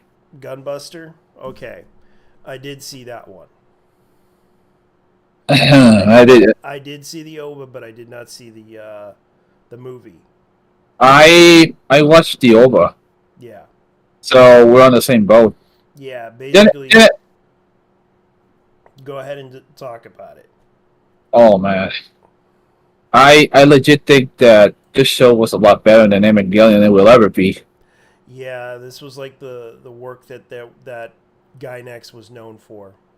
Yeah, Best I mean, known it was directed by the same guy, yes, but this is a lot better than Evangelion. At least this was a bit more. Like, it was pure when it was 80s as fuck. This show wasn't anymore 80s. It would have. It was made in the 1980s. Yeah, it was made in 87, 80, 86, 87. Yeah. And it was produced by Bandai, which Bandai gave the chance to Gainax to make this anime. And it was interesting enough that this anime basically became a cult classic among anime fans because of its art style. Not only its art style, but also its motherfucking soundtrack. Yeah, its soundtrack was very good too. A lot of people don't realize this anime has been around for a long time. It's been like one of the many cult classics. It has like 6 episodes. 1988. Yep, and it listed 6 episodes. Gainax produced it. Hideki Anno was the director of it. And of course, they did a sequel. They did a sequel called Die Buster. You know what's interesting? The main character was legit style actor Noriko Sakai, her voice actress. Yep. And even named after her. Yeah, and I do recall they did make a sequel called Gunbuster 2, Die Buster. Mm-hmm. Which I did see that one, but I didn't finish it. Was it actually good, or was it like mediocre comparison? It was the typical Gainax style stuff that they did, but back when Fooly Cooly became popular, they decided to do this one. Interesting thing, I actually saw a Vespa scooter that was painted like Haruko's Fooly Cooly, like Haruko's Vespa. Yeah, basically they did Die Buster because it was made in the mid 2000s, but Fooly Cooly kind of was popular in those days in the mid 2000s, so they decided to make Gunbuster 2 Die Buster because they wanted to be creative and crazy, and they decided to do this one. It's okay for an anime, but I was kind of like, the issue that I have with Die Buster was, where's the mecha? Where's the mecha in this thing? It's basically a girl that's transformed into a weapon. That's basically what the story was about. Here's the thing.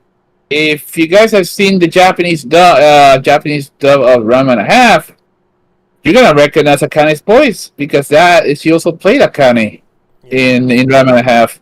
Oh yeah. See, I remember watching something. It was like a documentary about how she got blacklisted That's because she was also an idol. yeah.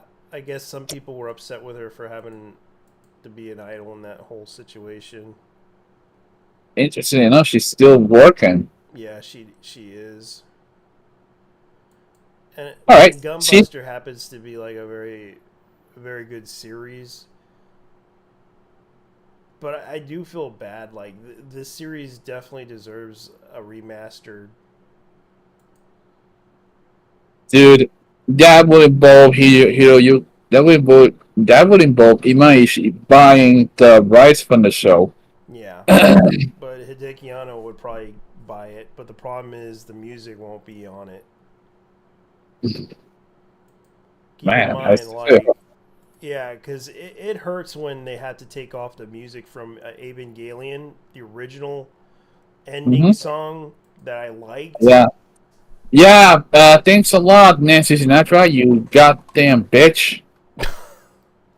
You and your dad are absolute scumbags. Well, he could have made a lot of money. But no. Could have made a lot more money. She also voiced Riko Hinomoto in Rumble Roses. I did not know that. Yeah. And they did Gurren Lagann as well, which is kind I know. No, I know about Gurren Lagann. I was reading about Noriko Hidaka or Noriko Ito, as she's known as nowadays. Yeah. Yeah, the anime Die Buster, which I kind of do miss. I would watch it again, but I need to finish up. I need to finish up on the whole series itself. I have not completed it. Man. The other thing is, this is on like an alternate timeline where the Soviet Union didn't fall because of the fact that Jung was actually the representative, or the mega representative of what East Germany. Yeah. And that's considering that she was named after Carl Jung. Yeah. So because you have to understand, like, Die Buster's kind of like I really liked it, but at the same time, it's like I wish they would continue it. Oh no. Okay, here we go. She was interestingly her full name is Young Freud. Young Freud. Yes, Young Freud.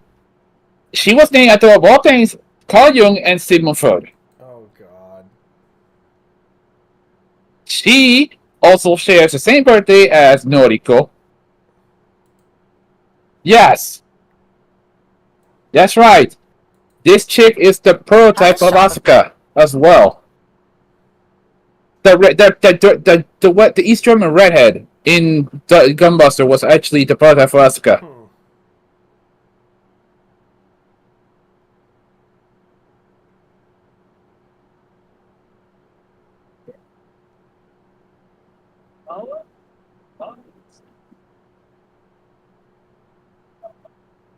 Jeez.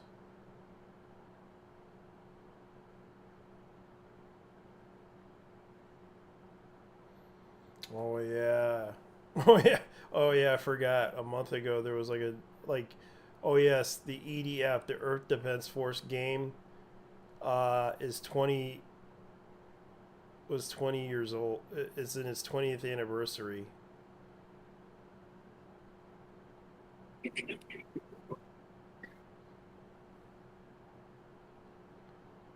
Oh, let's see here. Oh yeah, they're still doing that anime. Yeah, people are uploading like mods.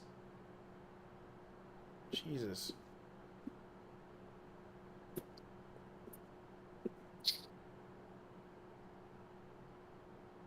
All right. So what do we got here? Oh wait, high speed sword. Étoile. Mm-hmm. Just. Oh wait, that didn't come out yet. Yeah, that didn't come out yet. Redline though. Oh lord, that reminds me. I gotta rewatch the fucking movie. Yeah, Redline's okay. It's Dude, are just you kidding basically a me? guy. It's basically a guy simping for a girl. Dude, are you sure you watched the same Redline as I did? Yeah, but it was actually a really good anime. Are you sure about that? Because Redline was a racing anime. Yeah, it was a racing anime, but at the same time, the guy was trying to help the girl win. Even though he was known as a cheater, he basically helped her race to the. Here's the thing. In the case of Sonoshi and JV, Yeah, they were because one. yeah, she basically proved herself to be a good racer,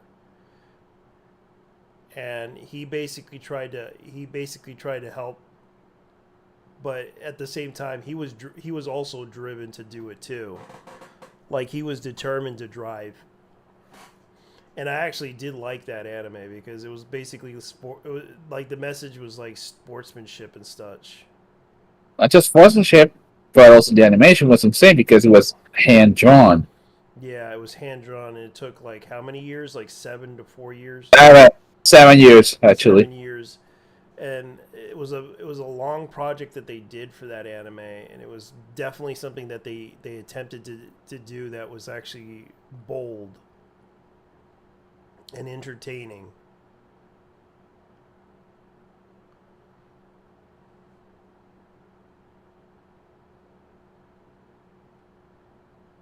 Man, I really should consider that. Pragmata final trailer extended. I would like to watch that thing, but it's like, jeez.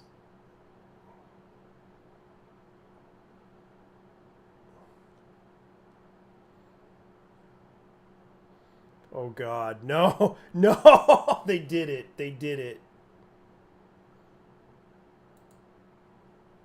What? How did you get in here? The point is, twerp, I'm here. Here for you. Ash's Midnight. Jelly donuts. Poke. Holy fuck! And me. Which would you like first? Yo! What about my mom? Isn't that from Weird Science or some shit? It's a reference. Yeah, it's a reference. I to a have commercial. something else. What? Just for you.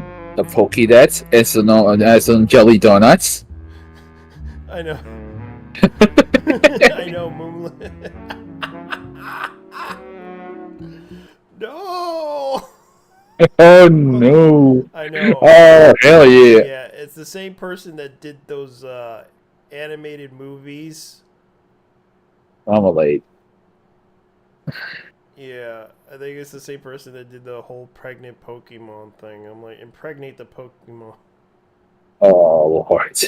I know, like, people are really, like, that determined to do something that, like... Well, here's the thing. Ash Ketchum has been a 10-year-old for 25 years. Yeah. I think it's time he needs to become an adult.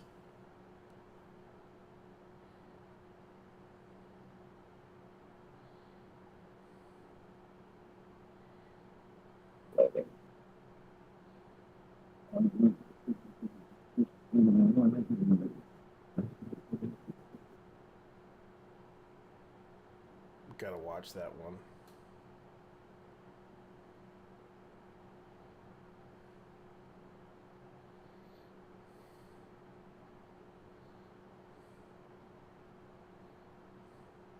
Women are walking out of Oppenheimer. Yeah. Last toxic man and sexist portrayal of women. Oh man, could not cope. I believe that it, okay. Oh, that can't be what I think it is. Oh, JT, one thing though. I've been told this is also happening in Puerto Rico. Did you hear about all these sabotage regarding the movie Son of Freedom? I heard about it, yeah. Caribbean Cinema is also doing that shit in Puerto Rico. as I've been told. A friend of mine, well, more like an acquaintance, he went there. Mm-hmm. He went there to watch the movie, and he told me that they had to get him out because of a problem with the air conditioning. I told him, dude, that should be going on in the U.S. That should be going on in the mainland as well. Yeah, from what I heard, people are not happy with that movie. From what I understand, The Sounds of Freedom, it's kind of funny how they try to turn this into a political situation when it's, yes, it is a political movie, but at the same time, um, this is an independent film that basically talks about the issue of Child trafficking. child trafficking. And I recalled that people were talking about this anime, and I don't believe this anime. I don't believe this movie is a bad movie. Sorry about that. I got the wrong wording Dude, here. a lot of people are actually going after the movie because of the fact that Jim Caviezel stars in it. Yeah, which And and the issue with Jim Caviezel is that he's hyper Christian. well, not just the Christian, not just like hyper religious, no, super religious, but also the fact that he's QAnon. That's the other issue that people are taking up with him Yeah, because he's seen openly been a QAnon. QAnon for a while, yeah, for a long time, because of the whole child trafficking situation. Like he's not gonna try to, like, he's anti-vax and all that stuff.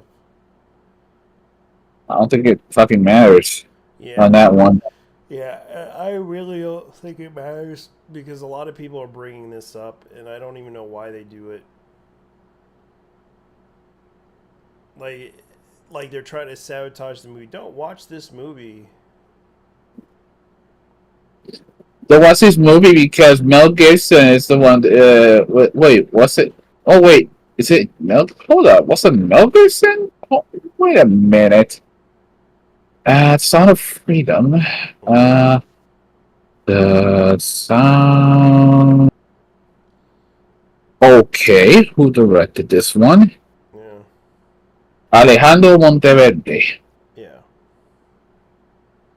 Okay, so this is basically. Alright, so basically. Yeah, this movie is a true story that exposes the darkness of child trafficking. Okay. This was supposed to be Eduardo Of course, Benestetti. they're going after them for it because of the fact that they think it's legitimately a bad piece of work that is basically influencing people to kill you know who. Which I think is kind of stupid, though.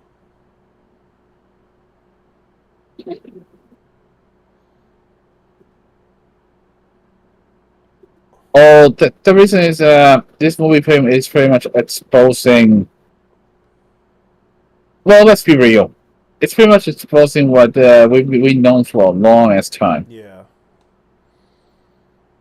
It's The pretty couple. much because it's like the film itself is basically about a guy who's basically exposing the truth about the whole child trafficking thing, especially trafficking kids.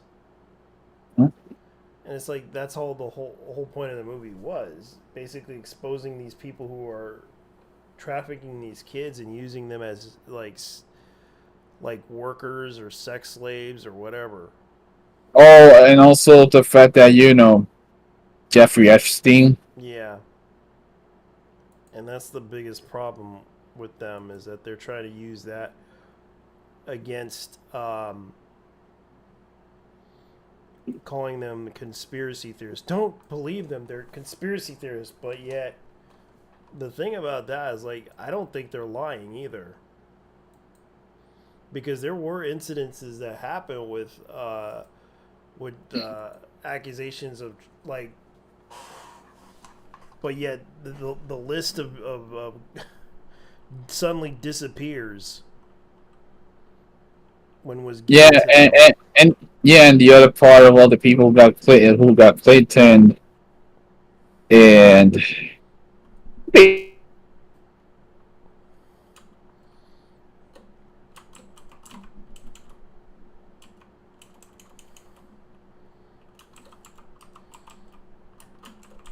But on another note, all right, dude, Yeah, so you, we so used to try to. apparently this is what's going on.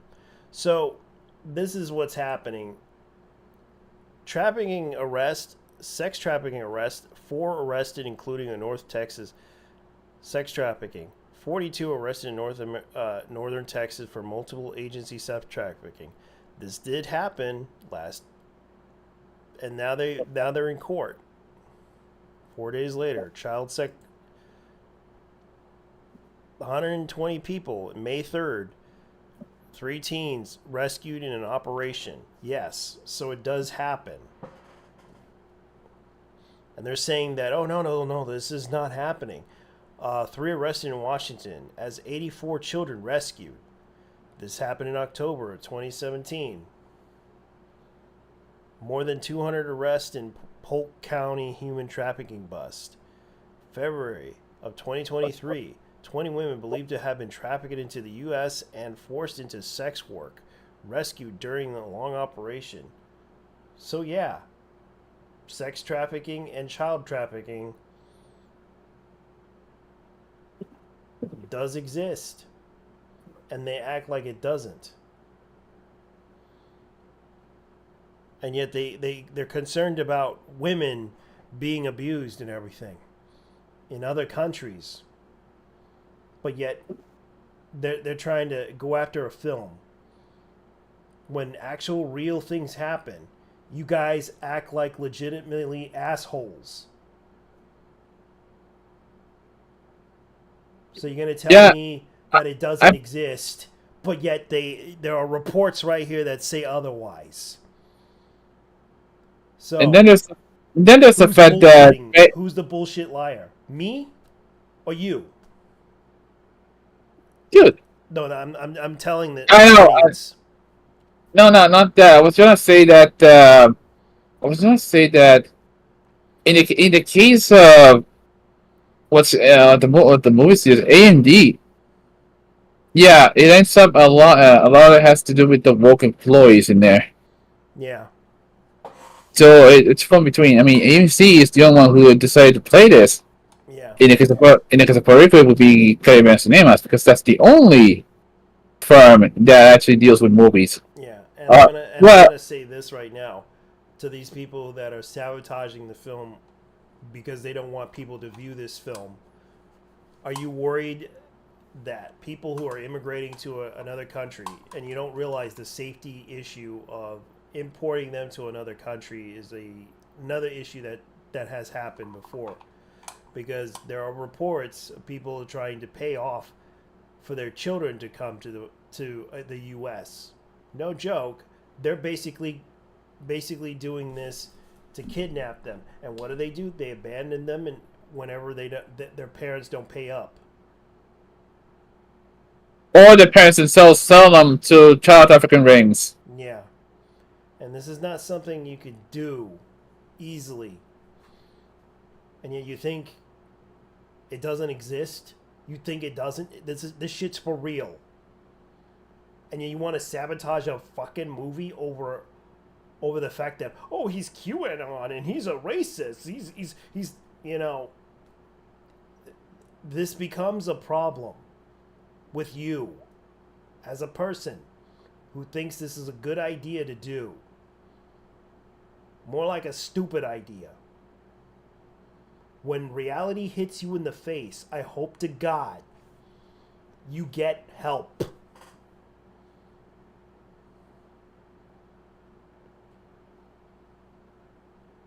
Because real stuff happens. This is no joke. This is actual shit that happened.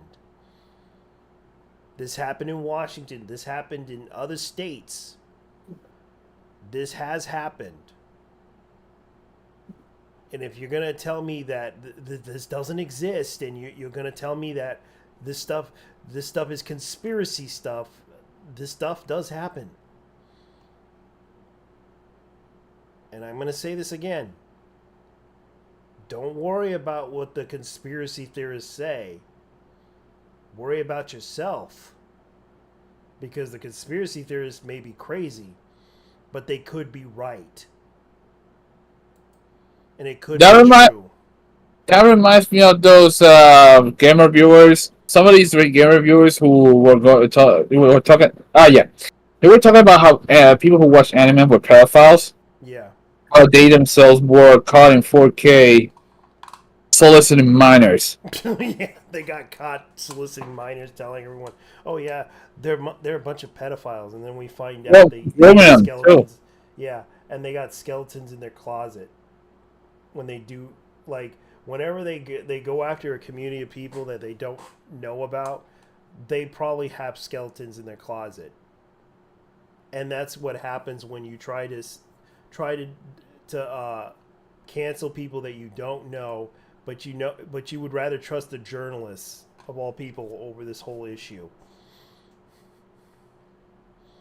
And then you find out the journalist takes advantage of women at the same time, has a skeletons and left like dead prostitutes in their closet.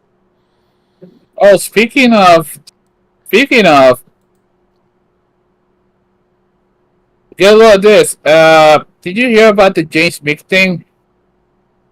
James Nick.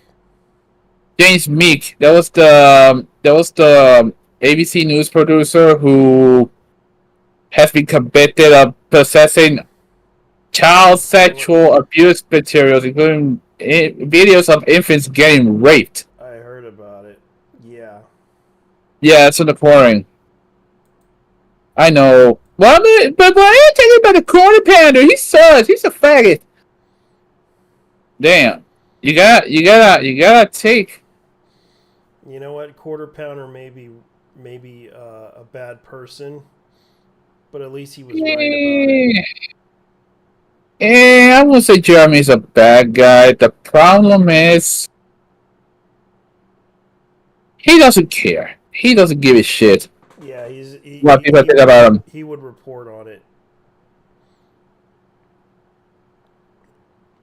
Well, oh my lord. So the first comment that says it says the public owes Corey Feldman a massive apology for stating many years ago about the rampant abuse of children in Hollywood. Well, Corey Feldman, yeah. Yeah. The Feldman is also based people saying he released names. He never. Come on, man. He never mentioned the names. He never did. That guy, this guy straight up fantasized about impregnating a woman for the purpose of abusing a baby. Yep. And that's why I'm gonna probably end the live stream. Infinite views actually gets that motherfucker off. I know. I hope he gets released into the general population, honestly. And the biggest issue that I have with this is that people think it's not real, but it's real. And they kind of deny reality when they don't realize that reality does hit them in the face. And this is the issue that I have with what people on Twitter kind of go off on. They think they know better than everyone else, but they just get upset about this.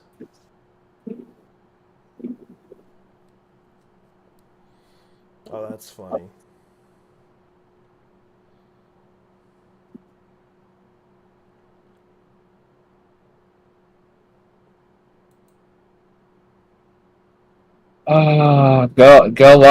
Gotta love when people like Memology 101 writes. Yeah. Because these guys are absolute shitheads. Yeah, and that's the thing that I hate about it. Like, it's nothing but drama and edginess about this whole situation. At least Boogie is trying to stay out of the drama for once in his life. How much you want to bet that he comes back with some bullshit? Because remember what happened the last time. He did get defeated, though.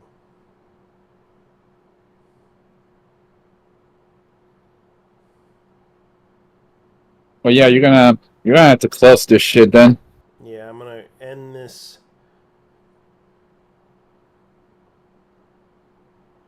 I'm gonna end this now. Anyways, On a guys, thought note, go ahead. anyways, JT, gotta say back to us honestly. Holy shit. There's a chance you might not make it alive. I know they're gonna probably tell me that there's no holding back. Anyways, see ya.